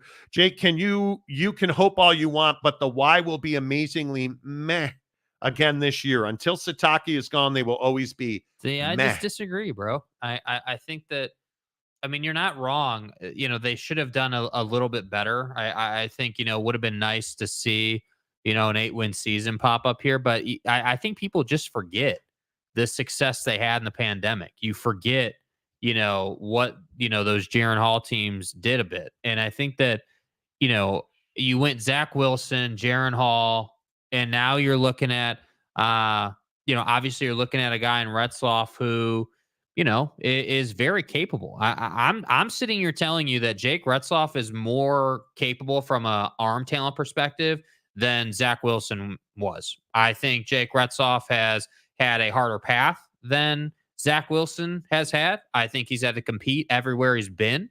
And if you haven't heard the interviews we did with him over the summer, you should go and listen to him, because when dude's talking about only getting a chance in high school because somebody got hurt and then he went and took that job and pushed his team down the field, and they didn't win because they were already down big, but he made a point to put up a couple touchdowns. Like, this is someone who's going to fight. And I'm telling you guys, you don't know this guy yet. And he should, by all account, have a damn good season. And if he doesn't, and if they're not 7 wins at least, I would be disappointed in the program for sure. Yeah, I think it'll be interesting to see how all of that plays out. I think it's going to be very interesting. And Alumindursky, hello. Growing up in Utah, lower triple digits seems normal.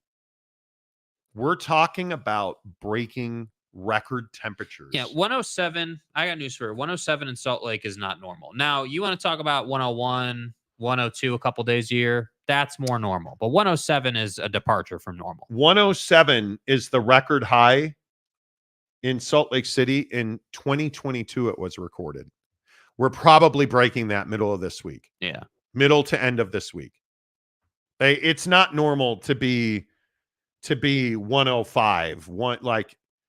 You look at like Bountiful's record high is 100 degrees, which was broken on 2022. Yeah, and that's going to get smashed this week. You look at, some of these other numbers, like Cottonwood Heights, 108 in 1958. We're talking about historically hot temperatures.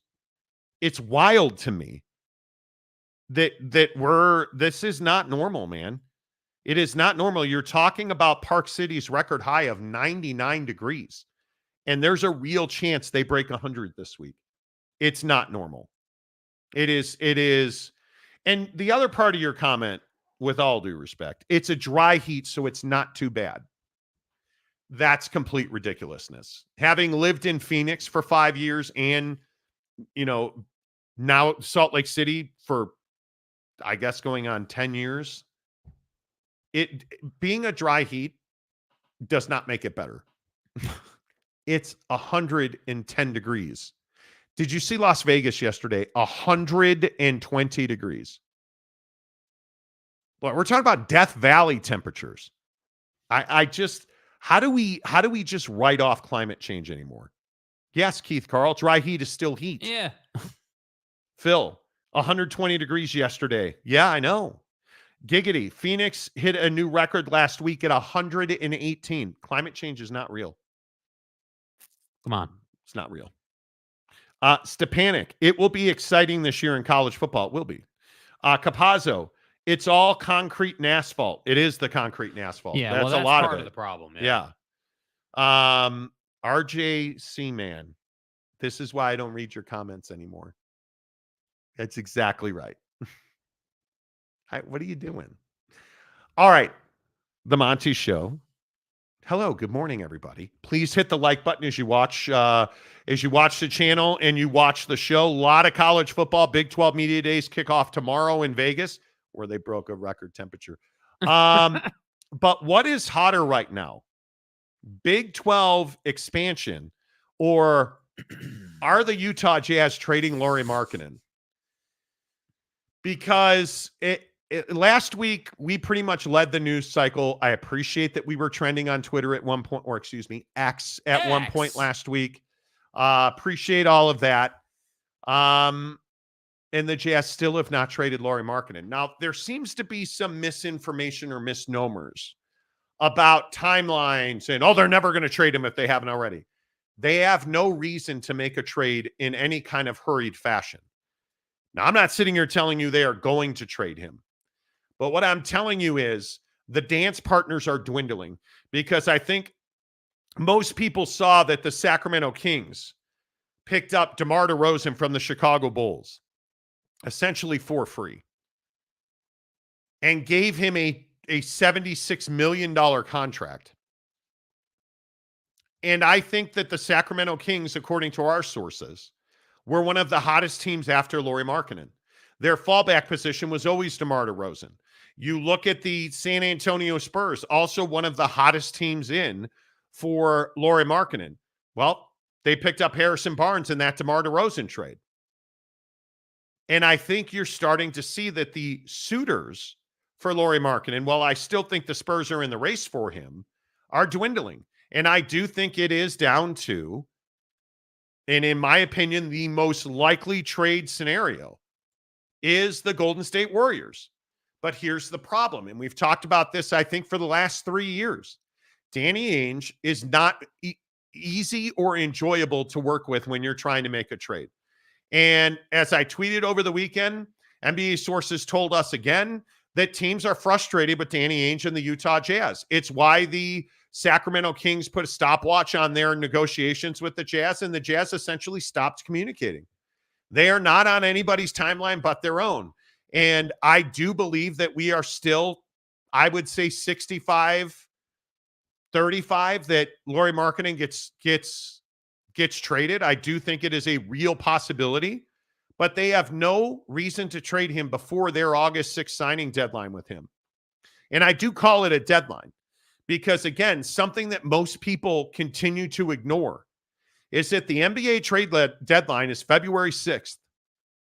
And why that mark matters so much is because if you do not trade Lauri Markkanen and you renegotiate his deal and extend him, you are unable to, as the Utah Jazz, you are unable to trade him for 6 months.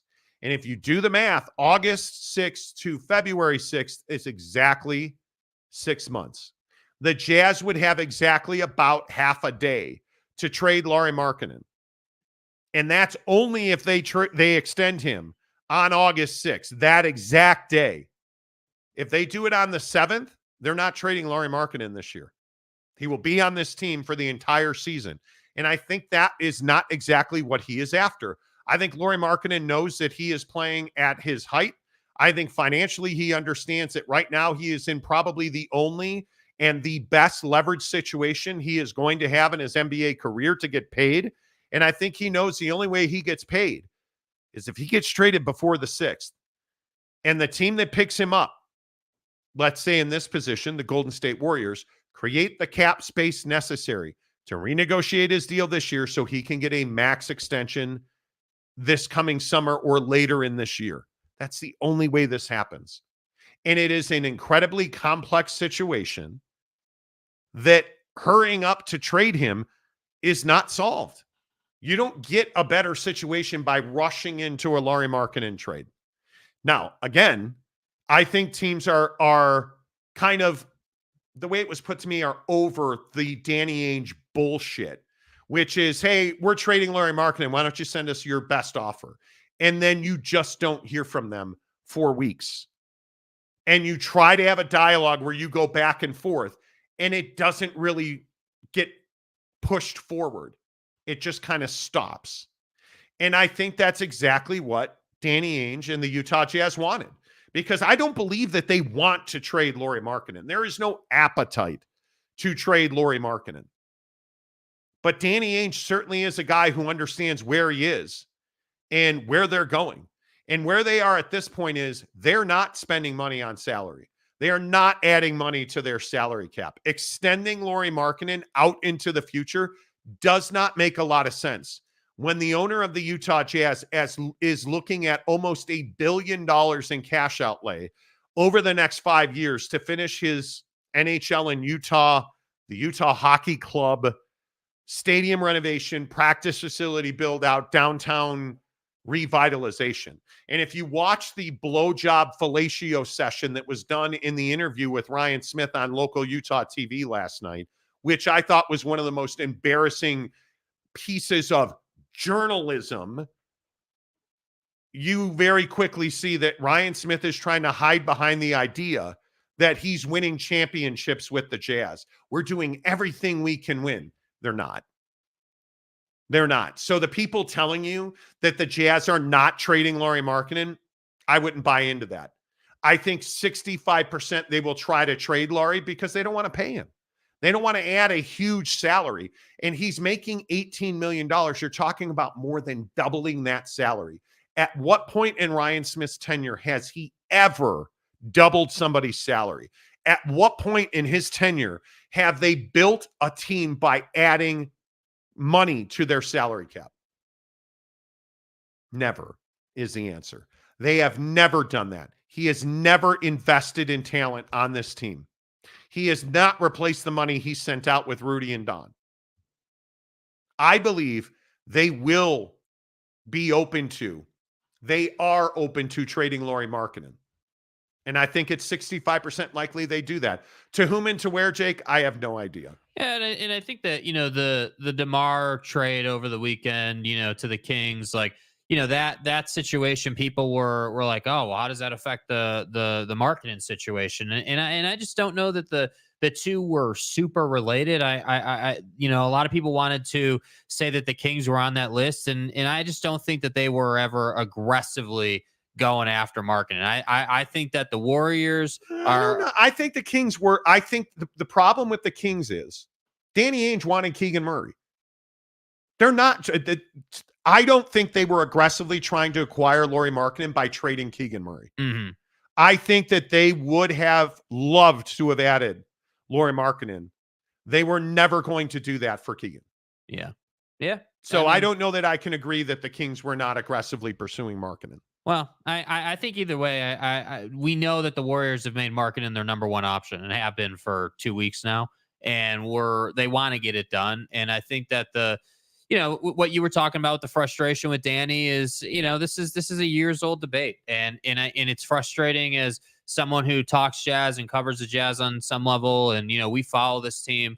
Like it's frustrating that Danny Ainge, is stubborn, and that's how they choose to do business. Because the thing is, I'm not 100% confident that that's how Danny wants to do business. Obviously, we know Danny knows how to build a winner. We've seen him do it through the draft. Like we know he has the plan and the formula. He knows how to do this, but I'm just not sure, that he has the backing to go out and do it the way he would typically do it, which is, hey, we're going to go out for a season and we're going to acquire draft assets, which we're then going to use in the draft and through that next free agent period to build a winner. Because this cycle, for me, felt like the cycle where you could make a big impact if you wanted to, where you could have picked up several guys through trades that could have then helped you be a playoff team. Like that could have happened, but they didn't want to do that because Ryan doesn't want to spend money on the team. So that's why I say, like, it shouldn't be, will they trade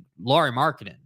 I believe, in my opinion, that whether it's now or a year from now, at some point he's going to move along, because I don't think you want to pay the guy. So it's hard to be excited about what's going on with the Jazz, because what they're doing to this team. That the goal is not to win a championship right now. The goal is to save money and to just continue to play meaningless basketball while the hockey team and the renovation and all this stuff gets handled. And that's difficult. Yeah, I just don't. I think the Jazz are fighting a PR battle. I think that's what it is. They are not fighting a battle to win games. They are fighting a PR battle. And I think at some point, and I think if you are paying attention, especially in the Utah media, this is why we always talk about that there is zero accountability and that Ryan Smith controls the media in Utah. He got absolutely filleted by a local TV station last night. I mean, it's amazing how awful that interview was. It is amazing how little pushback there was. And there's this whole, this whole narrative that Ryan Smith has revitalized downtown on his own. No, the taxpayers are paying for that. The taxpayers are absolutely footing the bill for that. And you're giving Ryan Smith absolute control of the revenue and the real estate around downtown, around the Delta Center. And it's remarkable to me. And nobody is asking the questions that need to be asked. Why are you asking for a public handout when you are supposedly a billionaire? Yeah. Why should taxpayers chip in so that you can have a better stadium that really does not return on investment when it comes to the NHL? There is not a scenario, and I will continue to ask this. Point to me where public money, just in general, that public money was used to build a stadium and it turned out to be the best investment that municipalities made. Money came back in, it was profitable, and everybody was happy. Now, drill down on that and point to me the NHL team that got public money to build a stadium and it worked out roses for everybody. It's never happened. It's never happened. All the NHL buildings, when especially expansion and especially relocation, it's never happened where a municipality has invested money in an NHL facility and it's come back to help them and be positive and made them a return on their investment. That's never happened. And it's not going to happen here. It's not. And we're in a situation in Utah and most of the country where real estate is at an absolute standstill because we do not have low enough rates to move people. So we are looking at an explosion of multi-unit, multi-family units being built. And that includes downtown Salt Lake City. And we're talking about places like Abravanel Hall, which is a music, the heartbeat of music and music creativity, symphonies, operas. And they're talking about tearing that down so that Ryan Smith can have this space downtown. So we're going to throw the arts out so that we can give you money to make more money downtown, which is not going to be repaid, which you're never going to be asked to cut a check. And yet you're still not investing in the Jazz. You're not doing everything you can do to win. You're not. You're not big game hunting. You aren't. Yes, I agree. They tried to trade for Mikal Bridges, but they were never really in that conversation. They were never close. It was, and I love this is the other thing. They did everything they could do to get Mikal Bridges. They did not. No, they did not. They didn't get close to the offer the Knicks made. Yeah, you can't have it both ways. You can't sell us that you've got all these picks and all these assets and you've got a treasure trove of value, and then you allegedly got outvalued by the Knicks. There's no way that's possible. The way that you are handling this situation with the hockey club is disingenuous at best. It's not honest. It's not forthright. And again, I just say I could almost get on board with it if the Jazz had won and you had showed that you invest money and that you do everything you can do and that you, I don't know, owned a bunch of car dealerships and reinvested in the community and the people, and you invested in infrastructure and like your predecessor, the Miller family did. Now, did they win games? They didn't. When Larry was alive, did they? Absolutely, they did. But Ryan Smith doesn't invest in the community. Ryan Smith does not. And furthermore, you look at the scope of the project that they're doing with the Jazz and the Delta Center and the hockey club. Where's the return on investment for taxpayers? There isn't one. And it doesn't project to be one. Yeah. It does not project to be one. So is what it is. I mean, we can sit here and we can go back and forth about it. I mean, I think calling it a PR battle is exactly what it is. I mean, I think that's spot on. I think Ryan Smith and SEG are sitting here trying to, sell a story. And you know, I don't know why it has to be this way in Salt Lake, but I do wish that, you know, the media outlets that are not KSL would ask some questions, put Ryan on the spot, give him a chance to answer a question that's not how great is this going to be, or, you know, how pretty is the building going to be, or like, all they want to say is we tried our very best. but at what point does someone say, okay, that's great, I appreciate you tried your best, but at what point do we like get over the hump? At what point are the Jazz going to be good again? At what point do you turn into an owner who actually is investing in the club? Because, and this is something nobody wants to say, I don't give a damn who you are in Salt Lake, you're not running from this. Nobody except us is saying that as an owner of the Jazz, all he's done is strip this club down. Because that's all he's done. You've gotten out of salary, you've gotten out of every situation. And I mean, again, this is speculation on my behalf, but it is my opinion. It's part of why I think they're so resistant to making an easy deal on the Lauri thing. Because if you're going to trade Markkanen, it's a clear signal. Hey, we're not winning right now. We're going to be bad. We traded our best player, and here's what we got because we're doing our best.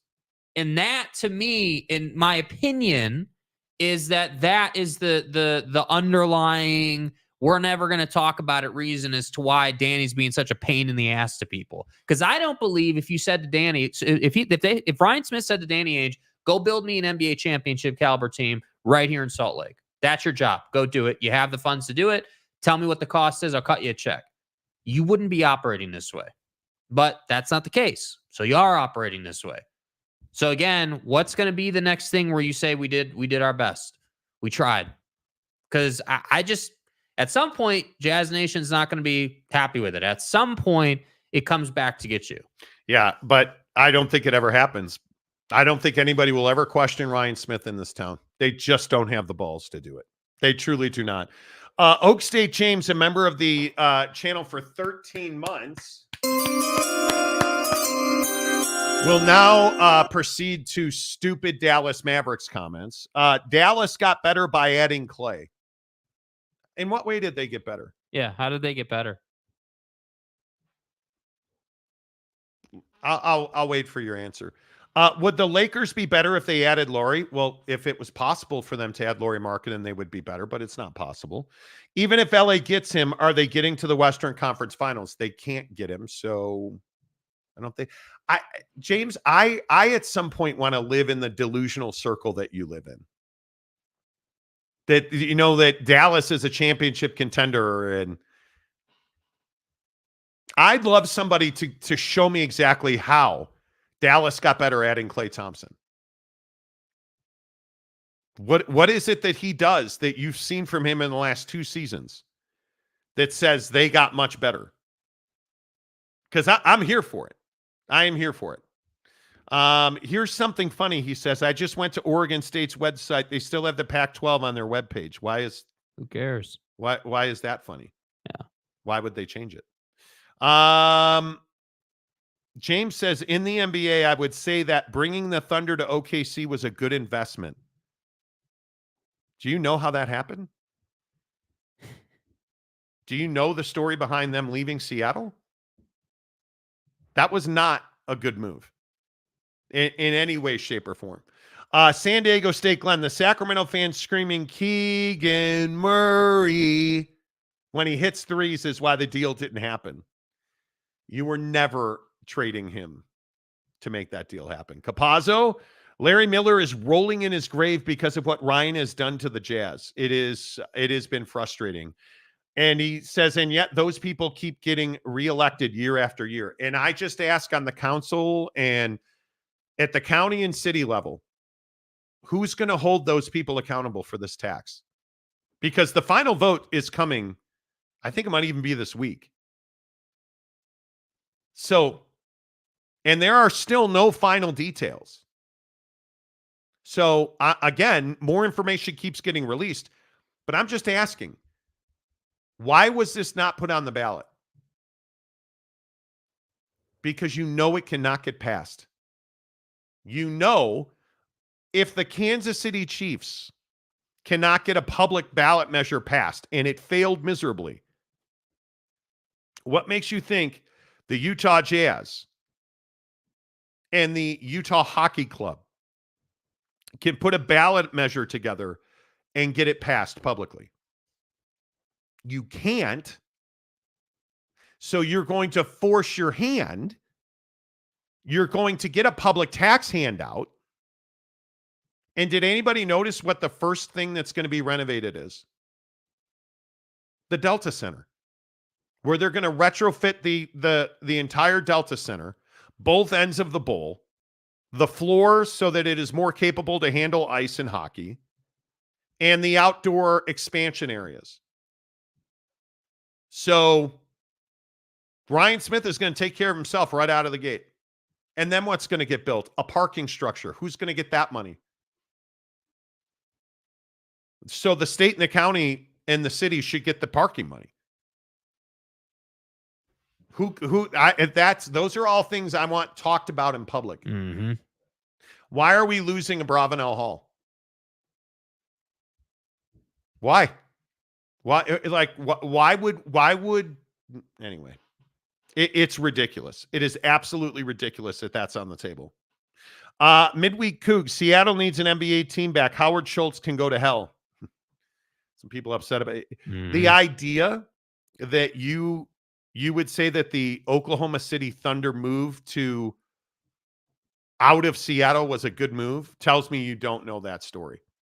It is one of the most egregious, terrible, awful, treasonous actions that has ever happened in professional sports. Yeah, I think it was horrendous. Capazzo, Ryan Smith is doing his best at fleecing the taxpayers in Utah so he can become a true billionaire and spend as little of his own money as possible doing it. You know. Tarrant County Pete. Hope everyone had a happy Luka Doncic day on Saturday. I don't know what that means. Yeah, what the hell is Luka Doncic day? I've never heard of that. I've never heard of that. So, there you have it. Did you guys see that? Well, if you're in Texas, certainly you saw. And for all of our friends in Southeast Texas, Houston, thankfully, this looks like it's going to miss the Dallas-Fort Worth area. Yeah. Everybody in Southeast Texas, be cool, because this is going to be a lot of water. Barrow made landfall as a Cat 1 cyclone. Thankfully, it did not regain. It is going to be wet power. We're already seeing significant power outages, so please be cool. But it's the age-old question, hurricane, tornado, or earthquake. And I still maintain earthquake is where it's at. Yeah, I mean, I think that, so again, this whole underlying, climate change thing, right? Global warming is fake or real or whatever. Whether you're looking at the heat in the West or you're looking at the ocean temps in the Atlantic, this type of behavior out of the weather is going to become more regular. And I'm not interested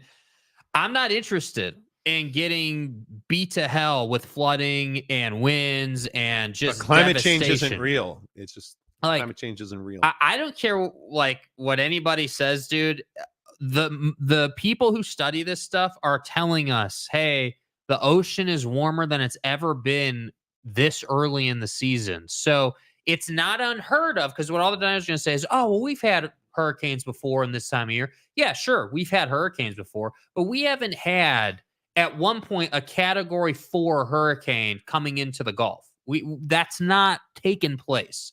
And the devastation in the islands leading into the Gulf of Mexico is wild. Like, just completely erased, eviscerated. You're done. So when you talk about hurricane, tornado, or earthquake, yeah, I'm inclined to take earthquake, because once again, at least my stuff will be in the same vicinity it was before the quake. But you look at, even the tornado activity in the Midwest, there's all these crazy videos coming out. Can't remember where it was. There was a tornado like on top of a mountain somewhere, a video that went viral like 2 weeks ago. Like, I'm telling you, the weather's getting more aggressive. So that's why I think places, for example, Salt Lake, are getting more expensive because we really don't have insane weather here. We do have winter and we do get quite a bit of snow in certain parts of the valley, but we're not getting devastated with hurricanes and tornadoes and stuff. That's not happening. I mean, it's like once every 3 years or 4 years, we'll get once a summer, a water spout on one of the lakes or something. But it's pretty rare to see tornado activity in Salt Lake. Yeah, and I think the crazy fact is that Houston, it is a forecasted high of 76 degrees today, and the winds in the lower 90s, and just unbelievable amounts of water. And I know we have a lot of Houstonians who listen to the show. Please, man, if you're Galveston, if you're Huntsville, if you're Houston, just be careful. I mean, this storm is massive, and there's so much damage in its way. It's going to move up through the Midwest and up to the east. Please just be cool. I mean, you're talking about a hurricane that's strong enough to roll up through a fat piece of our country. I mean, you're talking about people living in Illinois in southern Illinois, having to account for rain and some wind. Now, obviously not 90-mile-an-hour wind at that point, but just the fact that it reaches that far up. What happens when this storm is a Category 5, like the strongest storm we've ever seen? Is the Midwest going to get, Category 2 level wind? But you look at Fayetteville, Jonesboro, Little Rock, you're next. Texarkana, you're next. Like, that's where this thing is going, and it's going to weaken as it goes north, obviously. Mm-hmm. But there's just going to be a ton of water, and we're talking about Southern Illinois, Louisville, Missouri, Cleveland. Like, that's the path this thing is on. And hopefully by the time it gets to Tuesday, tomorrow morning, we're in the, they're projecting 30, and on Wednesday it'll be 20-mile-an-hour winds. So that's just a lot of water. So if you're in Texas, please be careful. Pete Wilcox. So climate change isn't fake. Apparently it is fake. Apparently. Boston Mapes. I'm not sure I understand. Cat 4 hit the Gulf in New Orleans. Okay. This is really what we're going to. Okay. If you look at the hurricane forecast and you look at where this is, first of all, Katrina was in late August. It's July 8th. You are not supposed to have storms. And the thing that you're worried about now is you have a line of storms behind this. This is just the beginning. Yeah. So you have more storms earlier in the year now. And if I remember right, and I will look it up, if I remember right, yeah, Katrina formed on August 23rd. It formed. So you're talking about the last week of August. We're in the first week of July, dude. It's incomparable. Like, what is that? A 6-week difference? Yeah, you can't even compare it. Like, you're talking about warmer water temperatures than you're not supposed to be anywhere near this.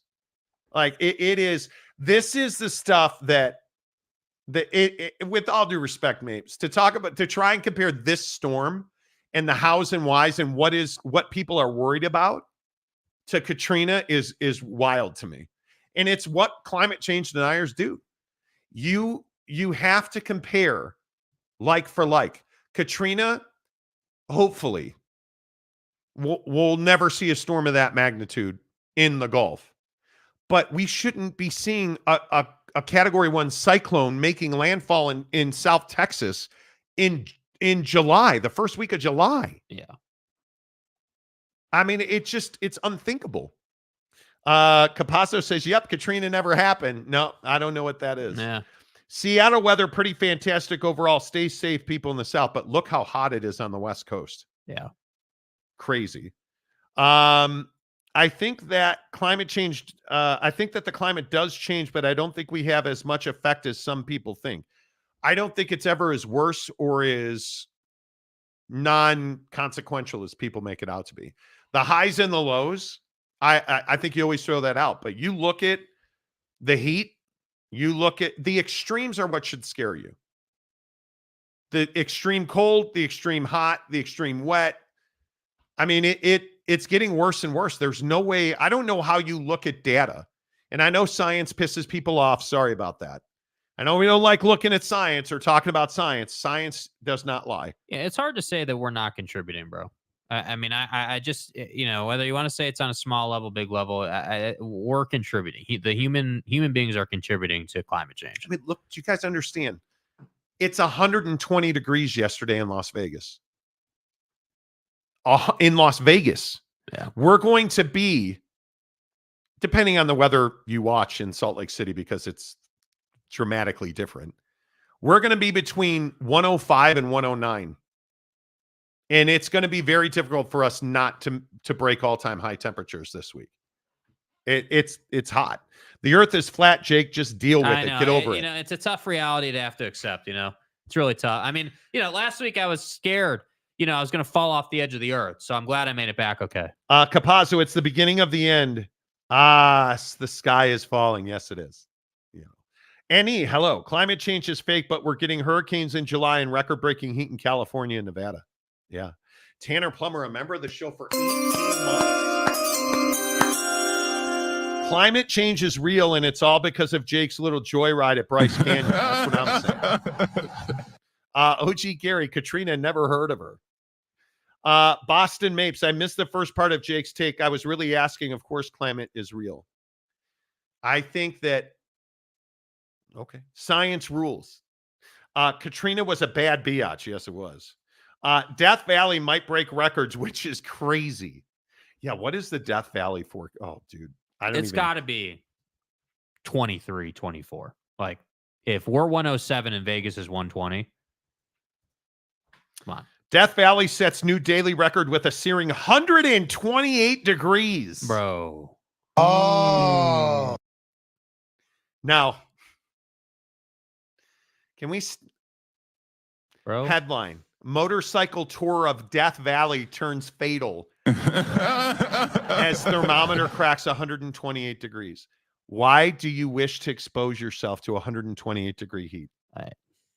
Beyond me, dude. Motorcyclist dies of suspected heat exposure in Death Valley. You're an idiot. Like, I have trouble feeling bad for you. Right? I say it in the first place. You get on a motorcycle. Yeah, 128 degrees. I'm good. I'm going to pass on that. And we wonder why. Dude, here are their temperatures. The forecast, 127 today, 127 tomorrow, 126 Wednesday. It's cooling off. 125 on Thursday. 124, 121, 119, 118. Whew, thank God it'll only be 118 degrees. In Death Valley. That's rough. Dude, that's wild. All right. So, Boston Mape says, I'm hoping Vegas comes down a bit before I'm there in 2 weeks. It's hot.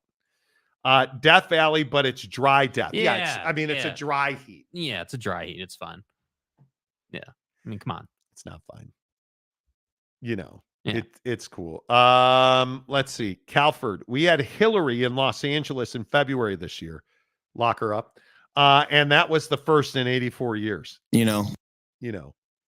Yeah, that's kind of the crazy thing. The Pacific doesn't really put out storms for California and stuff. And yet, once in a while, starts creeping in. Hey, we got our first storm in 84 years. And then next year, you're going to get 2 in 6 months. It's how it goes, man. It's how it goes. Speaking of pulling out, should Joe Biden pull out of the presidential race? Dude. Should he? Probably. Will he? No. I'm surprised he hasn't pulled out yet. Well, he's got kids. But anyway, my point is. Right. I am a little surprised that he has not ceded his spot as the Democratic president for candidate for president. Mm-hmm. I wonder how much of that is his delusion. I wonder how much of that is Joe Biden's refusal to let him, because I don't know that he clearly is not making this decision on his own. So I'm very curious about that, because Kamala Harris probably is the only candidate based on poll numbers, and put what you want on poll numbers, but she's the only candidate that is capable of beating Donald Trump at this point. And if you're on the Democratic side of the line, you have to put a candidate forward you believe can win. And I don't know, can a black woman and really a multi cultural woman win? I mean, you're talking about a woman that if memory serves, is of Asian descent as well as being African American. I think it's very difficult if you're a woman. I mean, obviously it's an uphill battle just because you have a vagina, but then you're African American and you're Asian. Yeah. There's going to be a lot of bias against you. But her polling against Donald Trump, and they have spent millions and millions of dollars the last 10 days on polling numbers. She's polling as probably the only woman outside of Michelle Obama who does not, I think, get into the race. Why would you at this point? Kamala Harris probably is the only person that can replace Joe Biden. And I think it's very interesting that you probably have another 4 or 5 days to make that decision, because then you're out of time. I mean, once we get to middle of July, once we get to, the Republican convention, I think you're probably out of time. Yeah. I mean, you gotta have, you got to have an answer. And I agree with the people who say, well, Joe's the only Democrat that's ever beat Donnie. And while that may be true, it's not as though we've had 10 people try. And I think that at some point, the Democrats are going to have to come with something better. You have to come with a better solution than what you have now. And the plan should have never been for Joe Biden to be a 2-term president. And I think that was their first mistake, just assuming that there would. I don't believe that ever was the plan. Well, it was Joe Biden's plan, clearly. I mean, obviously for him, he just assumed that he would, do that. But I don't know. We weren't, because the reason I say that is because we weren't hearing about, at least I wasn't, maybe I missed it, but we weren't hearing about rumbles of different candidates and Joe, not being good enough before that debate happened. And I think that's the hard part, is like, there was never really talk of can Harris be a true presidential candidate? Well, I also think this has worked out perfectly for Donald Trump. I mean, because I think the other thing that nobody talks about, his debate performance was not good either. I mean, we're talking about two dudes that are old, that, do not execute well mentally. And I think there's this big belief that Donald Trump dominated that debate. He did not. Why do you think you haven't heard from him? Why do you think that Donald Trump is not holding rallies? Has not had a rally. Why do you think that is? I think Donald Trump is being quiet because he knows he did not perform well. He knows he had his slurred speech moment and has had over the last couple of weeks. And you're in a position now where Donald Trump knows anything he says probably is going to hurt him.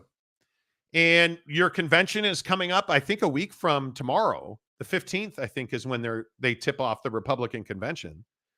I think he knows all of this talk about how bad Joe Biden's cognitive health is and his mental health is not necessarily great for him, but it's not hurting Donald Trump's numbers. This 2025 plan bullshit thing, well, I think that's hurting Donald Trump.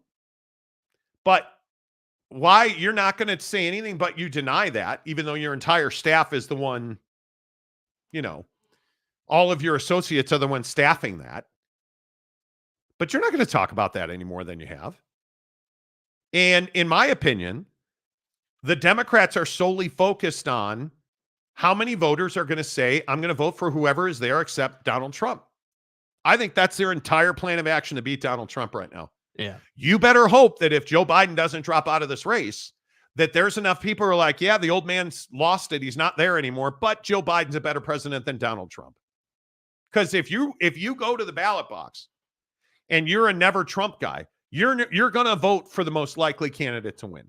Because if you vote for, and now that, I don't know even who else you would be, Kennedy is completely falling apart here.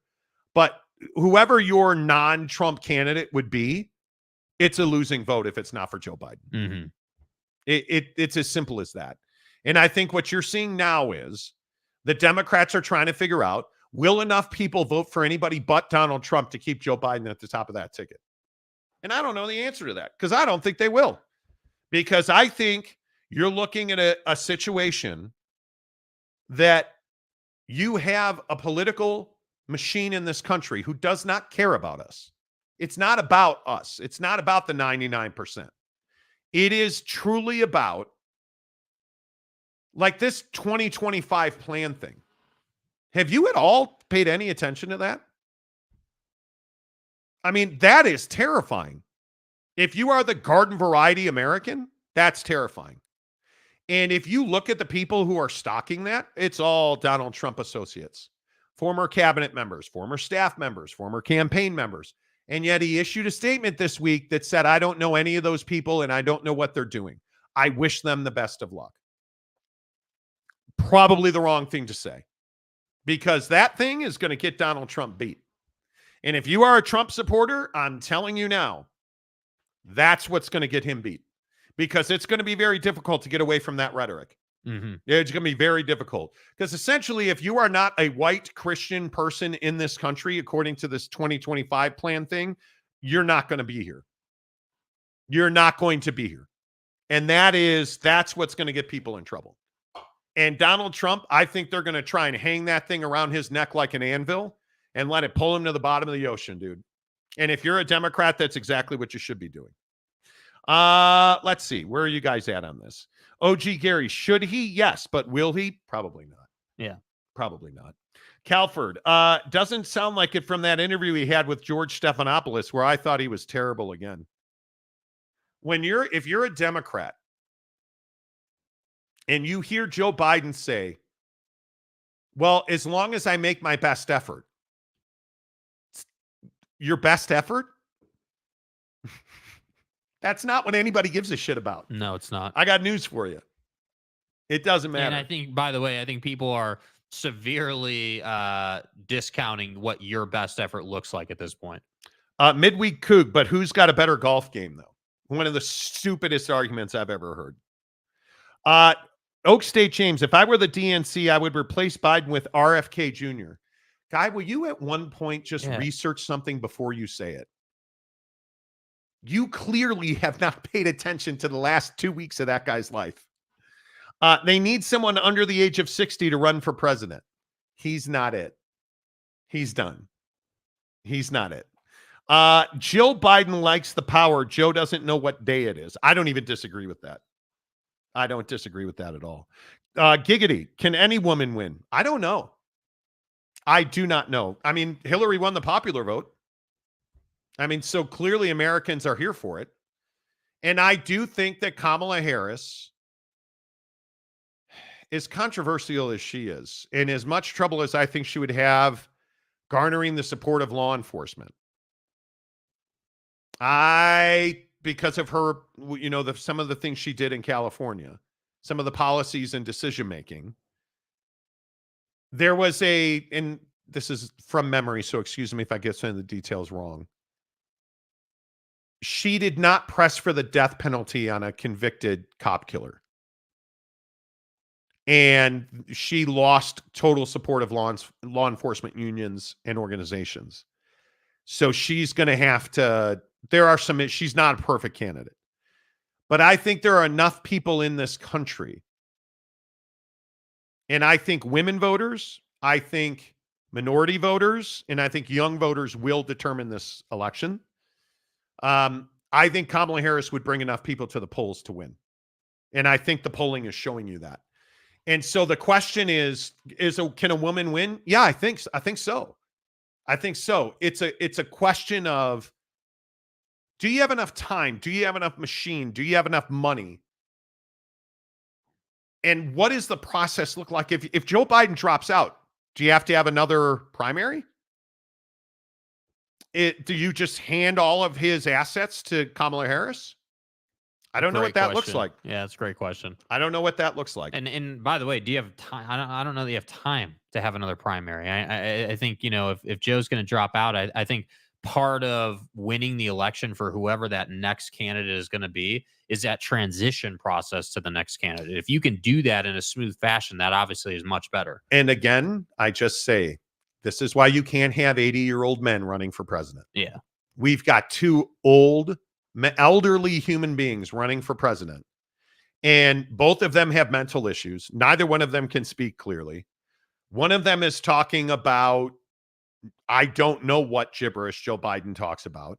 And the other one is talking about, knocking out races and taking women's rights away. And I mean, what are we even doing? Like we don't have somebody that you can get behind. And you look at England and you look at France and you look at the way their elections went. Like Mrs. Monty and I were watching a documentary. Jake Tapper did a documentary on John Edwards. And what was John Edwards' speech when he was quite literally going to win the presidency before he got a staffer pregnant and lied about it and then got caught and the National Enquirer crushed him? People want something different. I am different. So the message never changes.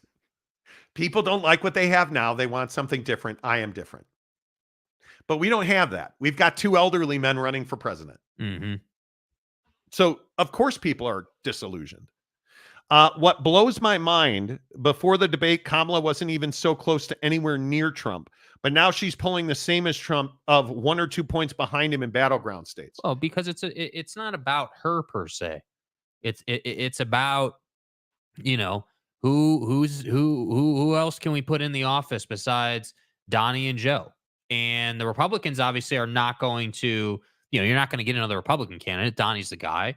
So if it's not going to be Joe and it's going to be her, well, then she's the choice. But I don't think people are excited to be voting for her. And frankly, that's the bigger issue we're dealing with is that, I agree. Is that there's not excitement around like, hey, who are we voting for this time? Like, it's not fun to like, how's a parent supposed to talk to their kids about what it means to vote right now with these two guys running for office?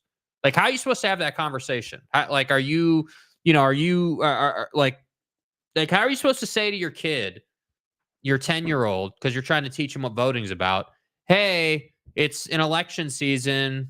We've got one guy over here who's got all these issues and another guy over here who's got all these issues. And you get to decide. It just doesn't put people in a good spot. Yeah. No, it doesn't. All right, couple more, then we got to roll. Harry Austin. Hello, Harry Austin. Both sides are party over country. It's a shame, 100%. Agreed.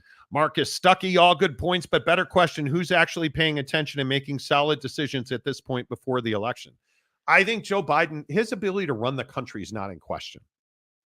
I think Joe Biden has done a serviceable job coming out of one of the most difficult periods in the history of our country. The question is, who's Joe Biden going to be a year from now, 3 years from now, 4 years from now? That's what I'm worried about. Mm-hmm. Right? I'm not worried about like who's driving the car. You have capable people, and right now Joe Biden is capable of making those decisions. He's got his what is it, G7's coming to town this week? You're going to see. I mean, the guy's operating. People want to tell you that Joe Biden is dementia and can't. Is Joe Biden as sharp as he's ever been? No. Is he completely inept? He's not. He's not. And the idea that nobody's running the country is completely false. I just don't buy that. Giggity. It's not too late for some guy named Tim Montemayor to get on the ballot. It's not. Here's the problem. You have to have Kamala run or you lose all the money that Joe Biden fundraised. Truth. That's the fundraising money is a big deal. She's the only person who legally is allowed to take that money due to campaign finance laws. Well, I think they've also raised an ass load of money since that debate. Mm-hmm. I think their reporting says it's $38 million, their financial disclosures. So that's the biggest question about a non-party candidate.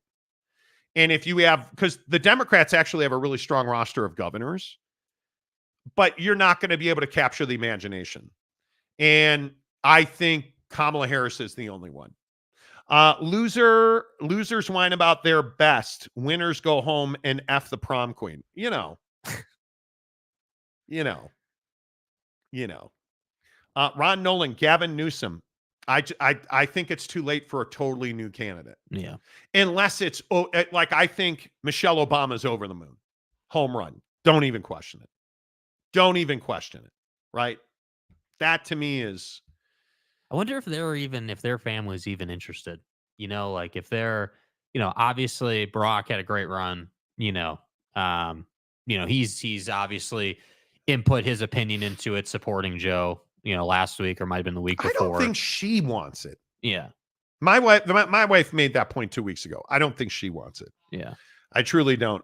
James, I believe my wife's theory, Joe Biden has sundowners 100%. He seems okay during the day. The guy's great during the day. After 8 o'clock, he straight up told people, I'm going to bed at 8 o'clock. Like, totally agree. Yeah.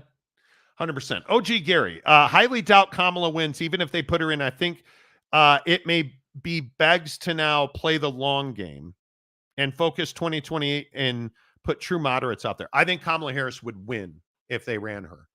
She would have the financial backing. She would have the machine backing. I think she is an excellent debater. I don't think Donald Trump would debate her under any circumstance, which I think would be a messaging point for her. And I think she is, as a candidate, she is what the Democrats want. She is somebody that is going to be tough on crime.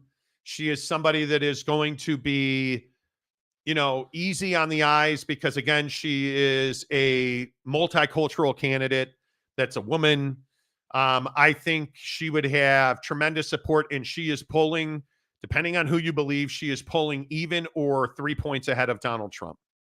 Joe Biden is 6 points behind Donald Trump. So this week is critical. You think they do it?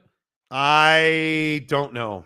I mean, because Joe, I think I saw one of the news reports I have notifications on for Twitter said that Joe Biden put out a thing about how, hey, if you wanna unseat me, meet me at the convention or whatever. You gotta have you gotta have somebody that's got excitement, that's got momentum, that has a name.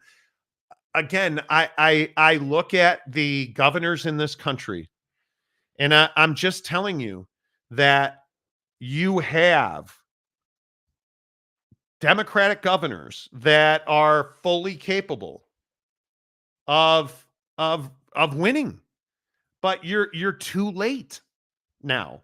You're going to have to introduce guys to voters. You're going to have to, and if we're being honest, you're going to have to introduce white men to American Democratic voters. And I think that's going to be a very difficult sale right now. I think when you talk about you look at the slate of Democratic governors, man, you have superstars in the future. You have Andy Beshear in Kentucky is a home run with a 6-year election cycle. Not a 6-week election cycle. Yeah. It's not happening, bro. Roy Cooper, the North Carolina governor, is a home run. But do you really want, and I think he's 57, you want to introduce a 57-year-old white guy nobody's ever heard of as a replacement for Joe Biden? Well, I have to say, 57 is a hell of a lot younger, at least. But I agree with you. I don't think they have time to roll in a new candidate. But I do think, a couple of the comments we've gotten about how, the longer play might be a decent thought. Because you can't do that now. Like, you have to this week decide what you got to take a direction here as a party. So if it's going to be Harris, you got to do that. If you're going to ride or die with Joe, then that just is what it is. But I think when you look at the list of those guys, the 2028 election cycle, you got to put forward It'll be juggernaut, dude. I'm telling, and I'm a big believer that if you if Donald Trump wins the presidency, I believe the Republicans will be in trouble down the ballot. I think your senator and legislative elections will go. I think you will have multiple retirements off of the Supreme Court so that Donald Trump can have more judges that are longer serving. I think if Donald Trump wins the presidency, this country changes forever. And I think this, again, you look at this Operation 2025 nonsense. You look at the fact that, Alito and I think Clarence Thomas will retire. They will, so that they can have permanent replacements. If a Democrat, Joe Biden, Kamala Harris win, I think if Kamala Harris runs, I think you instantly win more Senate seats. I think you instantly win more House seats because you're going to message on that. I think you're going to have guys die as Supreme Court justices. And I think that you would better have strong Democratic presidential candidates in 4 years ready to go. And Katie Hobbs in Arizona or whoever, any of these governors you want to point to, that's where your field is. And I think Gavin Newsom's another one of those guys. But you are not in a position where you can introduce a 50-year-old white guy as the replacement for Joe Biden right now. Yeah. It's just not. And we have to go.